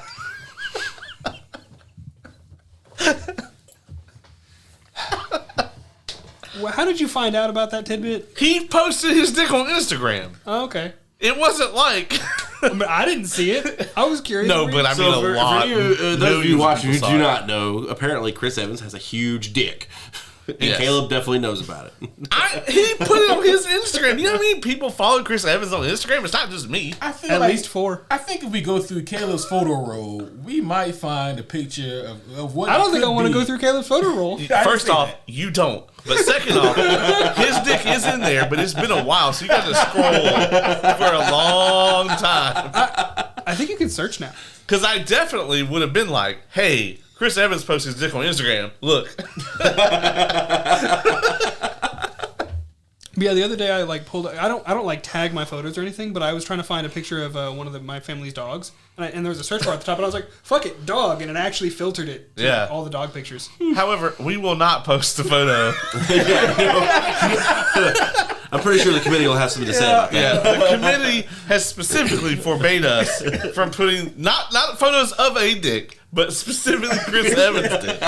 Ironically, that would not be pulled off of Twitter. That's true. that's the crazy That's true. shit. They'd allow that, Oh shit! but not our manifesto about how Victor Von Doom is somehow less villainous than Elon in this movie. That they'd have a problem with. All I'm saying is that the people of Liberia are well taken care of by their dictator. Maybe brainwashed, but whatever. Yeah, they're brainwashed for sure. It would be like if the MAGA movement actually worked. Right? Yeah, like if people were And- actually happy with their results. And you got healthcare out of it. Yeah, Yeah, yeah, and a house. and a house. Yeah, and food. So most of never mind. Basic necessities. I want to go to Latveria. We talked about it, I think, in the other one, because I think I saw a video about it where like, would you want to live there? And one person was like, no. The other was like, well, hold on. Yeah, wait a minute. Hold up. I'm kind of down with that theory. What are you gonna do? Make me get up in the morning and say the pledge? Yeah. Yeah. Ooh. Yeah, you will have to do that, but I'm down. I'm gonna go play video games the rest of the day. I had to so. do that for most of my early life. Right? Yeah, exactly. Oh shit. Let's see. So His after dick aside, though. after all this, Chris Evans' big ass dick aside, this is where they find out they have powers, and Ben thinks he ate some bad shrimp, but as it turns out, he turned into a giant rock monster. He did. Hate when that happens. Yeah. You have a night out with the boys, and then you come home and you think, man, maybe I had one too many. I'll just sleep it off. And then you wake up as a rock man. I mean, shit happens. You're just like, I got to get rid of this before I go back to work. Yeah. Happens. I think I'm glad I don't go out with the boys. Oh, shit. And the first thing he does is he goes back to see his wife, whom early in the movie he claims that he has a very loving relationship with. That's not funny. It's a little funny. He claims Come to find out, this bitch is superficial as fuck. as fuck. We don't even. She says like what 2 lines? This whole movie. Yeah. Also, Yeah. she come out in her night outfit, did. like full on. Not even Doesn't like, even try like to draw it close. Yeah. Which I mean, granted, that's your choice. Whatever. Nothing But wrong also at with the same time, look how they treated Sue. So they're. Yeah. I mean, yeah, you're right. Yeah, I mean, Not surprising. I not do- surprising. I do love the idea that he literally did the opposite of "Would you love me if you're a worm?" He Well, did. not opposite, but like the reversed. It's like, "Would you love me if I'm a rock person?" She's like, the fuck, Ben? What do you mean? Bitch, just come out here and I gotta show you something. And yeah, he is dressed up in the traditional Ben Grimm uniform of a trench coat and a hat because The Raphael Ninja Turtle look. because no one can recognize you if you have on a brown trench coat with a hat. The Raphael outfit. I mean, if I saw Rorschach did something, it. That's true. I bet Rorschach is human shaped. Ben's vaguely I'm just human saying. shaped. He's humanoid shaped. Okay. He's bipedal. Got 2 arms. Okay. Got a head. I mean, I feel like, Can wear clothing technically. I just think that even in a sea of people, you would notice a Ben Grimm walking down the street. Oh yeah, absolutely. Even in New York. Maybe if you put some sunglasses. Oh, that's the problem. He got no ears. Even Johnny Storm asked, like, "Where are your ears?" You know that had to have come up enough for them to put it in the movie. Well, see, here that was the thing. Like, honestly, I think a lot of his insults are probably from Chris Evans because that motherfucker is like ad libs a lot in a lot of his stuff. I wonder how much fun he had with pulling back that role for the Cap. Deadpool. yeah for Deadpool and Wolverine Oh my for like resurfacing it. I wonder how much fun he had. He actually did a good job of making it kind of 1-to-1 with this movie, obviously, but they had the rated R for that one, so he could do whatever he wanted. Yeah, so Ben gets dumped by his girl, and he's down in the dumps, and so he does what any rock man would do. He goes and sits over a large body of water on a bridge. How the fuck did he get up there? He walked. But he had to pull himself up. I mean, he's super strong. Yeah, I can see he can probably do that, and plus a bridge can support him. So Yeah, that's true. As we find out later. as we find out later, And then he gets shat on by a bird. I hate that. I've been shattered on by a bird before. And- I have as well, actually. Yeah, same. It's just not baller. And it wasn't like my rock-like skin. It was like my clothes or whatever. So See, I was wearing like a full jacket, and covered up. And here's how fucking terrible this bird was. I would reach you for a doorknob outside, and it hits me on the hand, like the one part of my body that's exposed. He knew. he was aiming for the warmth. I think they take bets on that shit. Like, I think so. On that shit. I'm gonna get that hand. Yeah, exactly. On that shit. Called shot, pooping on the hand. Or the Nat 20 too. That shit was... He held that action. So Ben Grimm gets shattered on, Yep. and then this guy is considering jumping off the bridge. I think the day before he probably bought a bunch of stock in Victor's company, That's possible. and of course the stock tanked. So this guy's gonna jump. I wish they would have mentioned that. That would have been way better. It would have been. Yep. Because we don't know why this guy was about to jump. Just some random fuck. Like, I'm done with life. Yeah. He looked like he worked on Wall Street though. He so. did. He had like a briefcase or whatever. He dropped that shit. Yeah.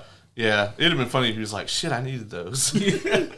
But of That's course, why he decided to jump. It was because he dropped him by accident. yeah, of course, Ben tries to save him. Some bullshit ensues, and this is where we get the whole sequence on the bridge where Ben accidentally nearly causes a fire truck to go plummeting into the abyss, but he saves them all, and this is where the world kind of gets their first glimpse at the Fantastic Four. And the powers are fully manifested, sort of thing. This is where we get the incredibly pointless Nude scene. Jessica Alba scene where she gets halfway undressed and then she magically becomes visible again. This was the reason. Because Reed Richards thought they couldn't get through this crowd, but she could because she couldn't be seen. This crowd of 15 people. But somehow him and Johnny were able to do so just fine. no problem. This scene was entirely fucking pointless. Absolutely. They even say it was because of her that they got through. Yeah. What? I would have used that same excuse, though, if I was Reed. Oh, sure, yeah. Yeah, man, thanks, girl. We would have never made it through if it wasn't for you and your contributions. Was one of those 15 people just man, I think there was just a titty on my arm. Hey, what are you talking about, bro? No, I know how it feels when there's a titty on my arm. on my arm. And there was just two. Back to back. Bro, I don't see no titties out here. We're like, no, dog, I felt it. I felt the It was damn nice. Wouldn't that be front to front? Sure, whatever. Yeah. It was a bad joke, but it's a joke nonetheless. Side to side. I don't know. Oh shit! But yeah, so Ben Grimm incidentally causes probably tens of millions of dollars in damages, And then his wife shows up and throws her ring down and leaves. Does and she throw it? I thought she like placed it. Oh, down. that's true. She did place it, and that's the last time we see Deb, right? Yep. So she gone. Yep. She don't believe in anything as a dildo if you're brave enough, or she ain't brave enough. That's probably. I wouldn't more blame it. her on that part, but I me blame neither. her on leaving. The way she did, at Yeah, least. she never even has a conversation with Ben. No, not really. That's fucked. And this scene right here always stuck with me when Ben is trying to pick up the wedding ring that she puts on the ground, but he can't do it because That shit's rough. Because of his sausage fingers, you know. And, Yeah, I mean, like, it's heartbreaking. Mm-hmm. Yeah, I wonder if in the sequel, because I don't remember, does he give that same ring to Alicia? I hope not. I think that's supposed to be bad luck. Oh, I mean, marriage is kind of bad luck. That was a joke. We'll find out soon. Uh, That's for certain when we review the next one. ooh-wee. Will we? I will forget this question. I probably can't now. Well, After this is when they go back to the Baxter building, which this is the first time we actually see the Baxter building. Isn't they mention it in the movie, but we don't see it until now. yeah. Yeah, because he's like foreclosing on it or some shit. He's got like a fourth mortgage on it. Yeah. So does he own the whole building? You know, it seems like at this point that he does, Yeah. but I'm like, how did he get this? Because he's so goddamn poor. Yeah, Yeah, owning right. a skyscraper in New York. Also, how do you own a skyscraper and then not have any money? Yeah. I mean, it's You're New York. renting out. He could just rent out like 6 floors of it and be set. And there are people that go in there, I'm pretty sure. He could charge like fucking $10,000 a month rent in like 2005 money. Actually, do you ever see somebody else in that room? Just the the bellman doorman. who Like gets Jimmy. fucking rock. Poor Jimmy. Poor Jimmy. Jimmy did nothing but his best. Yeah, he was doing a He great was job. showing concern and then got Actually- launched out a window. I think whenever he first shows up and the Stan Lee thing comes up, I think there's another person in the building. So there's at least one other person in this building. There are so many floors, he could make money by just renting some of them out. And like the power bill on that place alone. That's what it is. He probably does rent out a bunch of the floors, but the power bill is just too much. Outrageous, especially when he's trying to create, cosmic storms upstairs. You know, From the power grid. Yeah. Just wrecking the shit out the power grid. Meanwhile, Victor's company is tanking, and his, I guess one of his main shareholders or whatever, Mr. McDickerface, you know, is not very nice. why is his company tanking?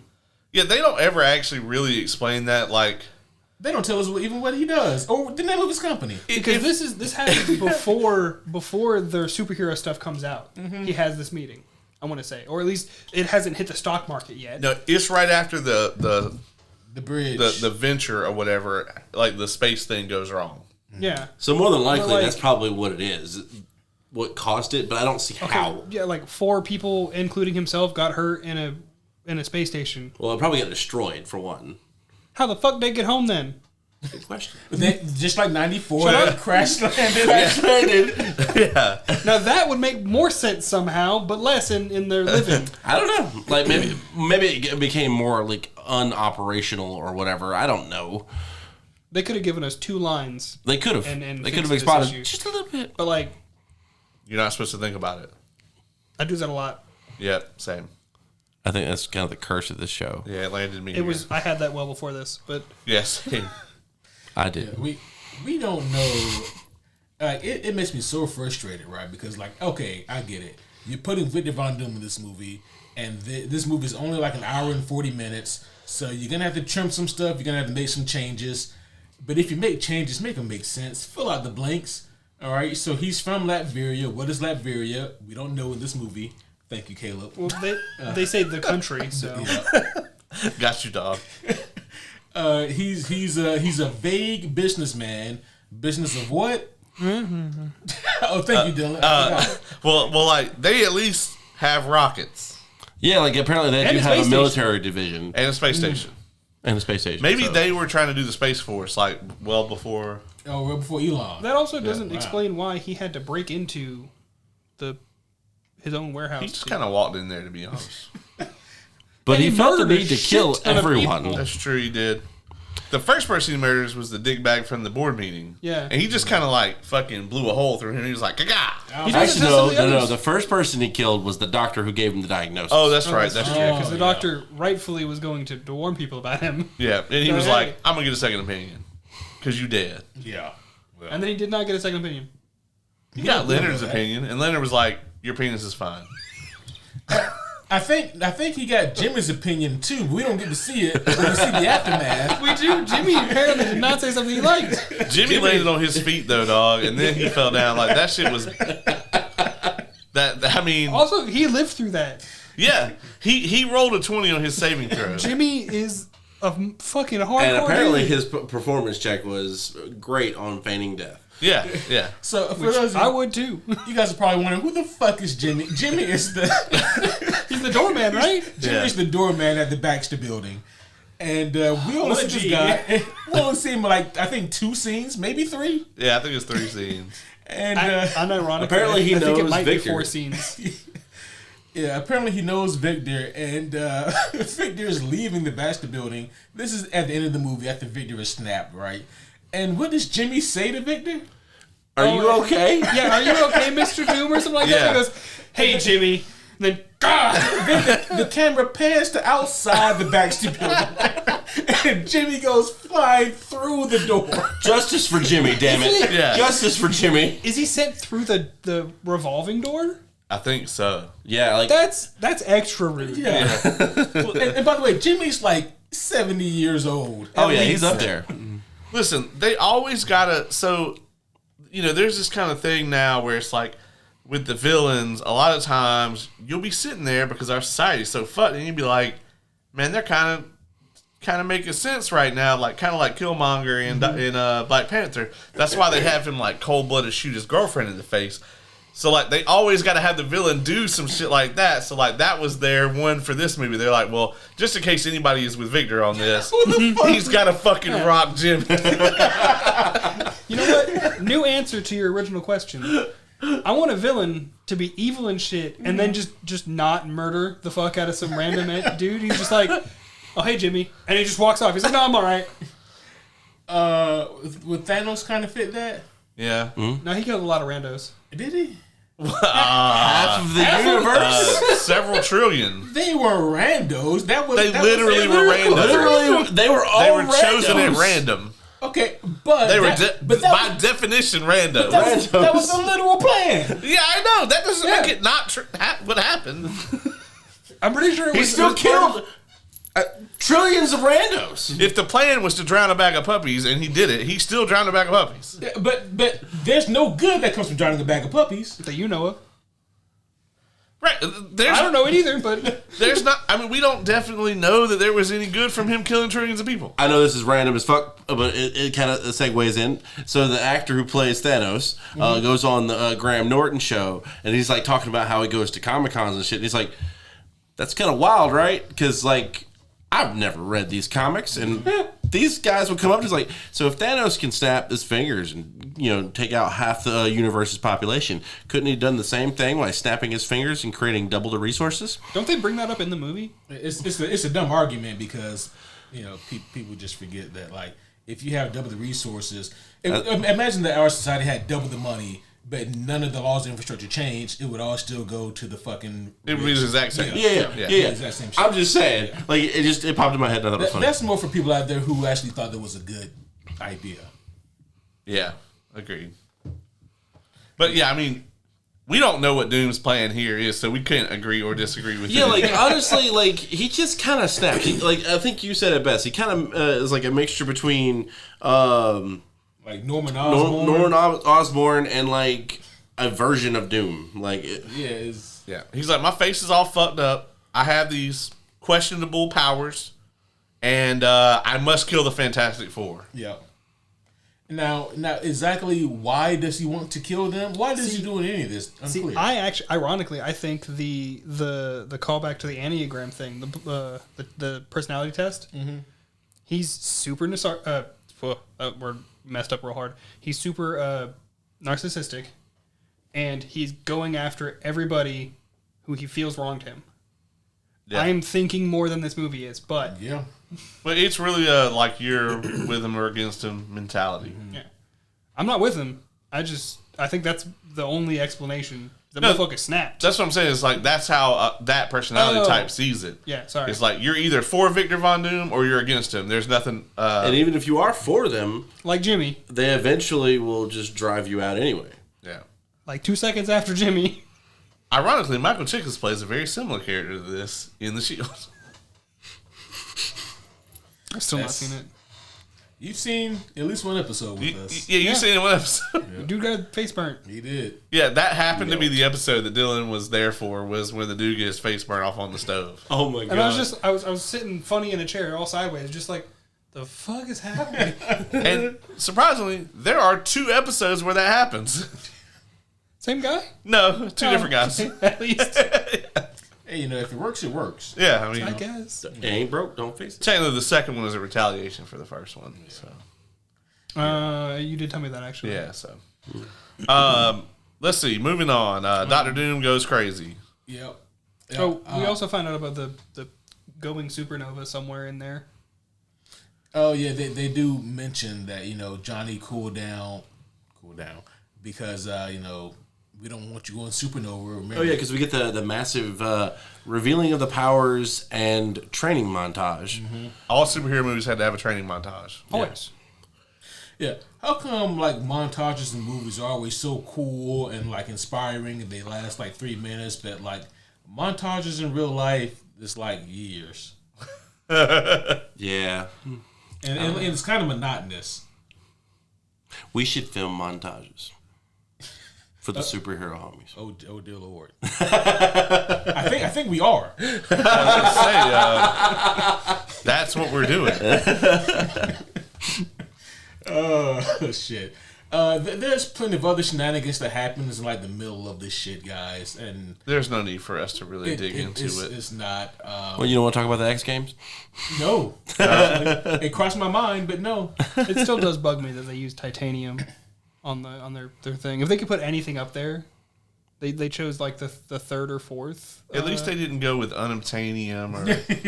I think I might have rathered that.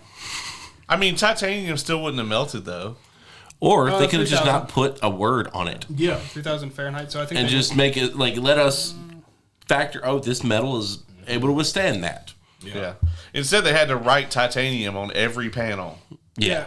Apparently, the titanium melting point is a little under 2,000 Kelvin, and he was at 3,000 Kelvin or 4,000. Which he Well- did melt through. Yeah, he did melt through it. So Yeah, except he would have melted through a lot more of that. yeah, yeah, considerably. And he was actually about to fuck up the building. yeah. Also, yes, I looked that up because no one uses Kelvin. That's true. Only scientists. Yeah. All right. In terms of other notable things to happen in this, honestly, really boring fucking movie. It kind of Which is. sad. We have the really uneventful fight at the end, which is I did point out when we watched it that they foreshadow what happens to Victor in the very opening scene of the movie where he's having Oh, and his Elon Musk statue is being built. yeah, he's having a giant statue of Elon Musk, himself, constructed outside his company. And this is foreshadowing to later in the movie where they turn him into a solid chunk of rock, basically. Because his body's Well, of turning into metal. Metal. So they're melting him solid. And yeah, the whole he's made out of metal shit is completely just they fabricated that. They did. Also, that's not how. Sorry, not even about that. It's about the metallurgy. What happens to metal when you heat it up and then cool it down really hard? Fucking explodes. Well, I mean, They didn't quench it. Sorry, I- I'm just. No, I'm there with you. That's part held of it my in job until at now. work. It's just gonna crack and break and explode. I mean, at the bare minimum, it's at least gonna warp, and he didn't. He just He just quenched. yeah. yeah, he could be It thinking is not for my all we job, know. by the way. I just am a nerd. Yeah, this final fight scene is so fucking uninspired, right? And honestly, the whole team chemistry is kind of uninspired. Besides Ben and Johnny, you don't really get a sense of chemistry between the Fantastic Four. No. And then, Honestly, those two have the only growth. oh yeah, And the only chemistry in the movie really at all. Yeah. It's like none of the other relationships you really buy into at all. And so when you go into this final fight scene, not only is like the emotional heightness at an all-time low, but the actual fight itself is poorly constructed. Ultimately, it is a mixture of Ben Grimm and Doctor Doom falling a lot. Yeah. And then Johnny going supernova and creating some sort of strange vortex of fire, Sue containing it, and then Ben breaking a fucking fire hydrant and spraying him with water. Oh, and Ben got cured but had to take the power back. Which I don't know that this character would have done that. I don't either. No. Also, how the fuck did he turn it back into himself, was fine, and ran like 4 blocks in like 2 seconds? Maybe Incredible Hulk that shit. And just, well, no, not Incredible Hulk. The Hulk. And just jumped like 5 miles. You know, if, Wait, what was the Incredible? So in the first Hulk movie with Eric Bana, Eric Bana, yeah. he could jump like 5 miles in one jump. Yeah. See, I don't know if that's accurate or not. Yes, technically it is. He can. Okay. If he's trying to travel. So, yeah. Mhm. Man, I was gonna make a bad pun, but now I think the time. Oh no, you said that how did he travel 4 blocks because he's a rock? That and I said 4. Fuck. I think that's my 4th pun button tonight. Which one of these is bad? And for those of you who don't understand, 4. Yes. 4. I think he messed up because he always wrote it backwards. I don't know if you wrote it the right way or wrong way. I think he wrote it for you. No, but Johnny Storm wrote it in fire in the sky. That's true. He did. Still don't know how that worked. Yeah. I actually really hate that the 4 doesn't connect to the other side of the circle in their logo. It's like the circle and then the 4 stops like 3/4 of the way. They did it just to piss you off. Yeah, I think so. I think they Also, were like, how did can we Reed- fuck with every OCD person ever? Did Reed make this suit? Did Reed edit the suit for him? Because I No. know Johnny didn't do that shit. I thought Johnny did it. Johnny hired somebody to, Yeah. to brand them. Yeah, because Reed doesn't have any money. Yeah. So, How the fuck does Johnny have money? Oh, that's right. He's from a the model. X Games. X Games model. Yeah. Yeah. 'Cause they call him an Celebrity undermodel, I now. forgot about it, yeah. Yep. Yeah, so this movie ends after they stop Doom. They don't. I don't even think the police check to see if Doom's still alive inside of that containment thing. No. But they just said, all right, well, fuck it, we're gonna ship him back to Liberia. Yeah, they just deport his ass, which makes sense now, but it really didn't in Also, 2005. I'm Yeah. not sure if they actually deported him. I think his Boothang sent him off. Yeah, Leonard just put yeah. him on a ship back to Latveria.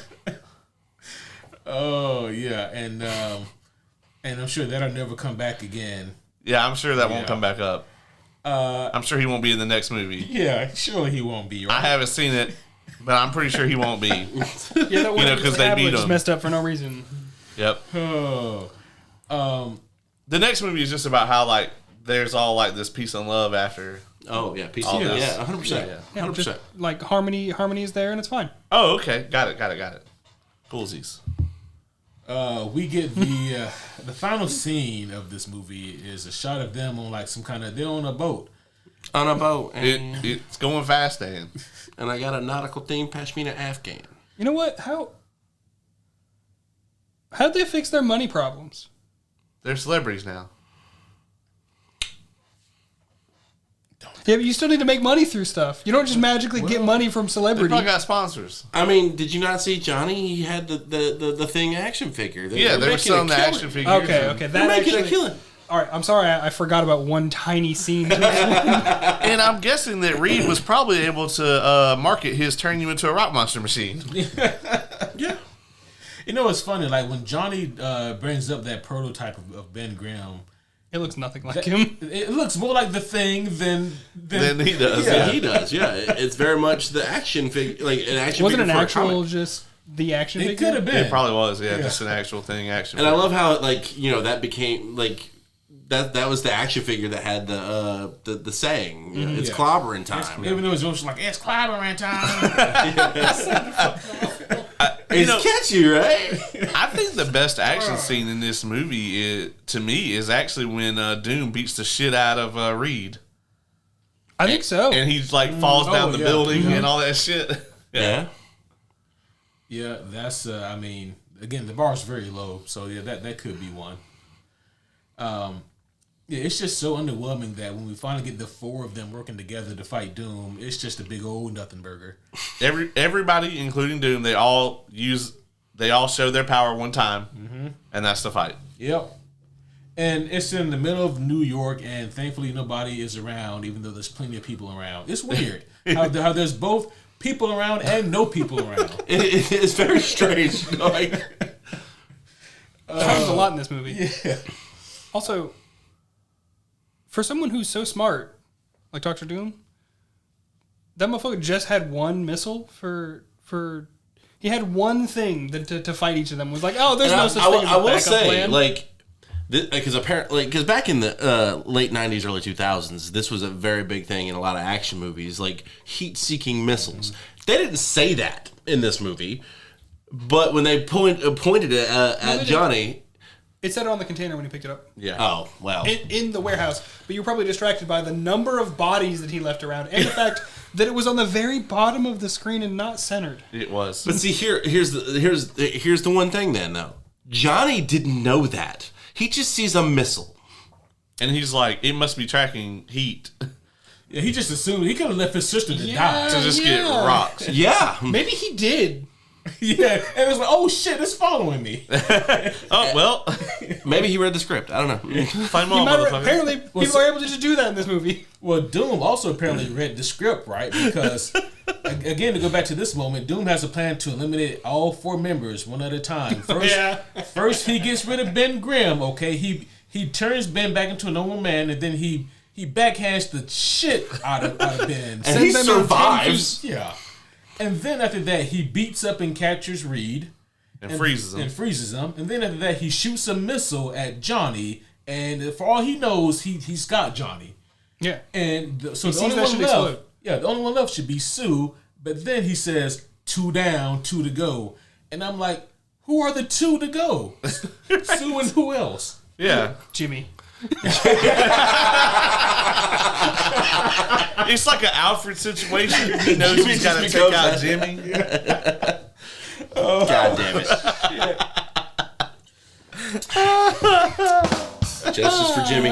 Yeah. Hashtag justice for Jimmy. He literally Hashtag did nothing Latveria. He just was really good at his job, man. Oh, He's a shit. really About good everybody that doorman. walked through. You know, Jimmy worked hard at that job for 42 years. And this is the I hope things he gets to did. retire. He's got no choice. Oh. Oh, shit. All right, guys. I think we're probably coming up on time to score this farce. I don't know how I'm going to score this. I do not want to go first. I don't mind going first. All right. Go for it. I wish I could remember what I scored 94 Fantastic Four. I want to say you gave it like a 4 or 5. Somewhere I in think there. it was like between a 4. 4.5, something like that. Yeah. No pun intended there with the 4. I was going to possibly do 4, and I don't know if I can now. Yeah, 3.99. Listen, guys, this movie, in virtually every aspect, is superior to the 1994, technically unreleased Fantastic Four movie. However, if you are watching a Fantastic Four movie with a group of friends, as it stands, it needs to be the 94. Oh, yeah. I've told people that, actually. Yeah. Back in 94. If you are watching a Fantastic Four movie by yourself, Why? good question. But if you are, maybe it's on in the background and you're fucking folding laundry. Okay. It should be this one. You won't miss much. You know, like this movie, it doesn't outright do anything that's like super overly offensive, especially for 2005 standards, for the lower tier of superhero movies. You know, but it is virtually better than the 94 movie, technically speaking, in every aspect, right? Bigger budget, better casting. Better action, better everything. What was the budget for this? I don't know, but it was definitely more than what they got for 94. Which was $1 million. Which was like 17 cents and an IOU. I promise I got you, buddy. Hot dog and a handshake. The budget was literally 100 times the Wow. 94. They had a $100 million budget for this movie, which in 05, that was some change. Yeah. And the graphics look that bad. God damn. Well, those were I don't remember those those were being bad back not bad in 05. then. Yeah. They used like almost no CGI in Begins. It's true. I mean, go look at the CGI in Phantom Menace from '99. Yeah, I mean, I like, just comparatively speaking, Sinner's budget was $90 million. Really? Yeah. Holy shit! Yeah. Stop making me want to watch that movie. God, that's incredible. Yeah. And it looks way better than this. Stop it. I can't go until I get paid again. Oh shit! But long story short, guys, this movie for me, its ultimate flaw isn't the fact that it is non-compelling. It's not the fact that the characters are very much hit or miss, more leaning towards the miss than hits. It's not the fact that the action scenes are kind of lackluster. It's the fact that this entire movie is bland and it does the worst sin that a movie can commit. It is boring. This movie bores me, and I hope to never have to watch this again. And it's like, it's not hot enough for me to want to spit it out that way. It's not cold enough for me to want to spit it out. It's lukewarm and you don't want it in your mouth at all. It's just one of those kind of things. It's one of those things you're just like, yeah, you just let it fall out of your mouth. Exactly right. It's like those eggs could have been good if they were still warm, but now they're not. That's a very good way to describe this movie. I score this. I'm gonna give it a 4.2 out of 10. That is So 420. it's a very apt description. I agree with a lot of that. It's to stick with the food analogy, it's kind of like you put some toast in the toaster, but then you got caught up doing some other shit, and you come back and that toast is cold. Not room temp toast. And, no. that toast is just slightly colder than room temp, and like you can't re-toast it because it's gonna be burnt, right? So the really only thing you can do is throw it out, and that's kind of this movie. I haven't seen it since 2005, I don't think, and I really don't want to see it again Ever. This is the only reason I could have thought to watch it, and like I said, this is the good one. The bar is in hell for you, Marvel, for this movie that you're gonna come out with in July. Like, the bar is in hell. Give us a 7 out of 10. Yeah, if you give us a 7, it'll be the best Fantastic Four movie by a fucking mile. I will say that everything in this movie is better than the 94, except for Doctor Doom, and only for hilarious fucking reasons. But there are quite a few things that the 94 movie got right over this one. I mean, the relationship between Reed and Victor, at least at the beginning, is one of them. There were Doombots. There were There was definitely a not vague human. attempt. those were Doombots. totally not people in Doombot outfits. Those were Doombots. They weren't just dudes with shades on. No. right, yeah. They heard robot and was like, oh, we're going to do Terminator with it. Yeah, exactly.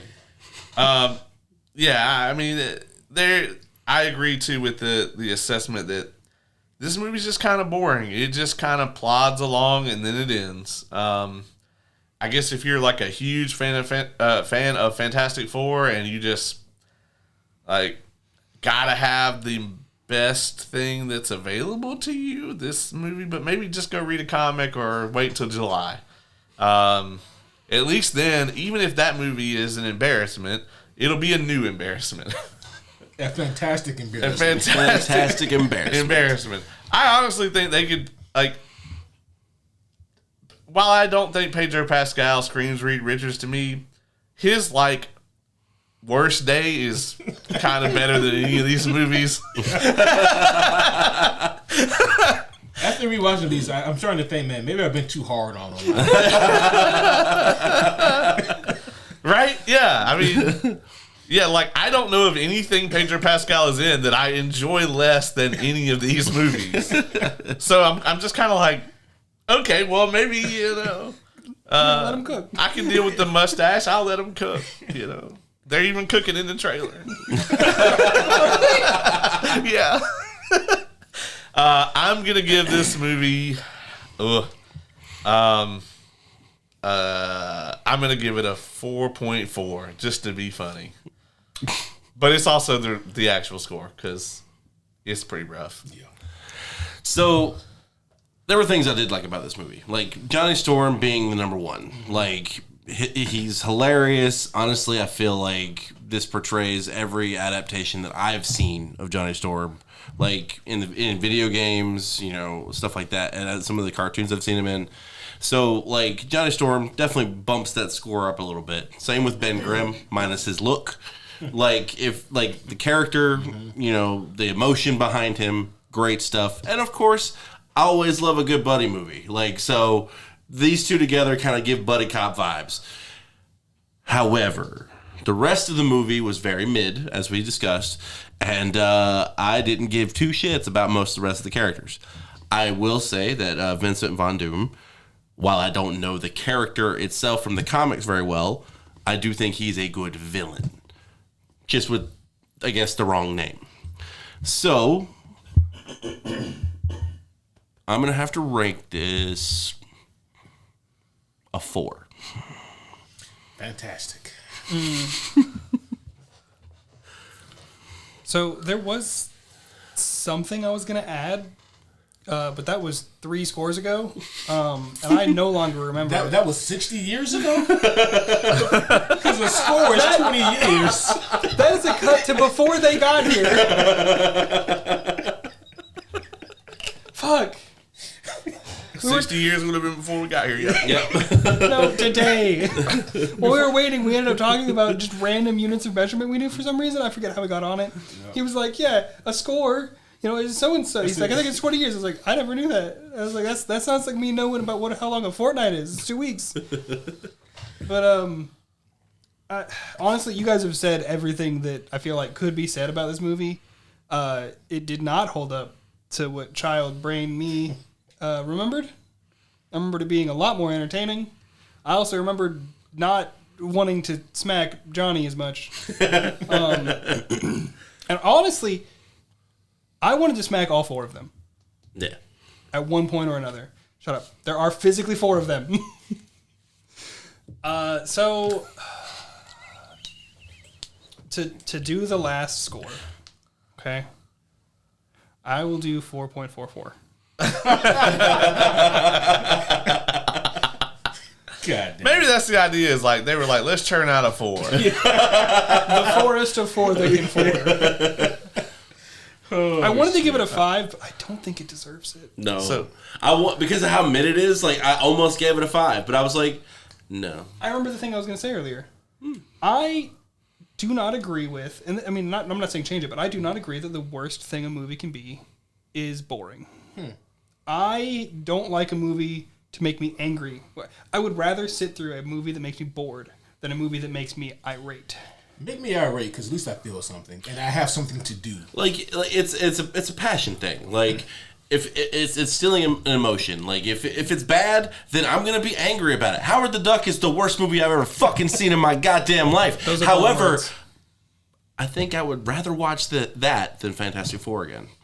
Damn. It gives you something to talk about. We skipped over so much of this movie because there's just nothing. It's just a big old plotting mass of, you know, freaking so cosmic you're saying flare. You'd rather watch the crossover 2. I'm not saying the whole fucking... I could not remember which one was first.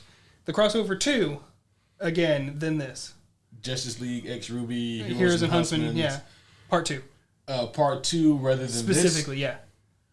Yeah. Probably. I don't know if I would. And the only thing of it is, like, it's not consumer brain, it's podcaster brain. You know? Yeah. Because it's like, if I have to talk about it, then you have to give me something to talk about. Yeah. You know? No, you don't. We talk about other shit all the time. It's like We do rabbit hole quite a bit. it's the reason that The Last Jedi is like the worst movie ever, because it's both. It's an entirely boring movie, and it just pisses you off the whole time. And the only reason I bring up that specific movie is because I think that's the one that I gave the lowest score on. Yes. I gave like a 2 or some shit. Mm-hmm. I'd rather watch this than Dune 84, and that's my lowest score. But Dune 84 is also boring. It's just horrible and boring. Yeah, think like Joker Folie à Deux. Oh, God. That is a movie that is... Still haven't seen it. Keep it that way. Yeah. This movie or the 94, I would rather watch over Joker 2. I will never watch that movie again.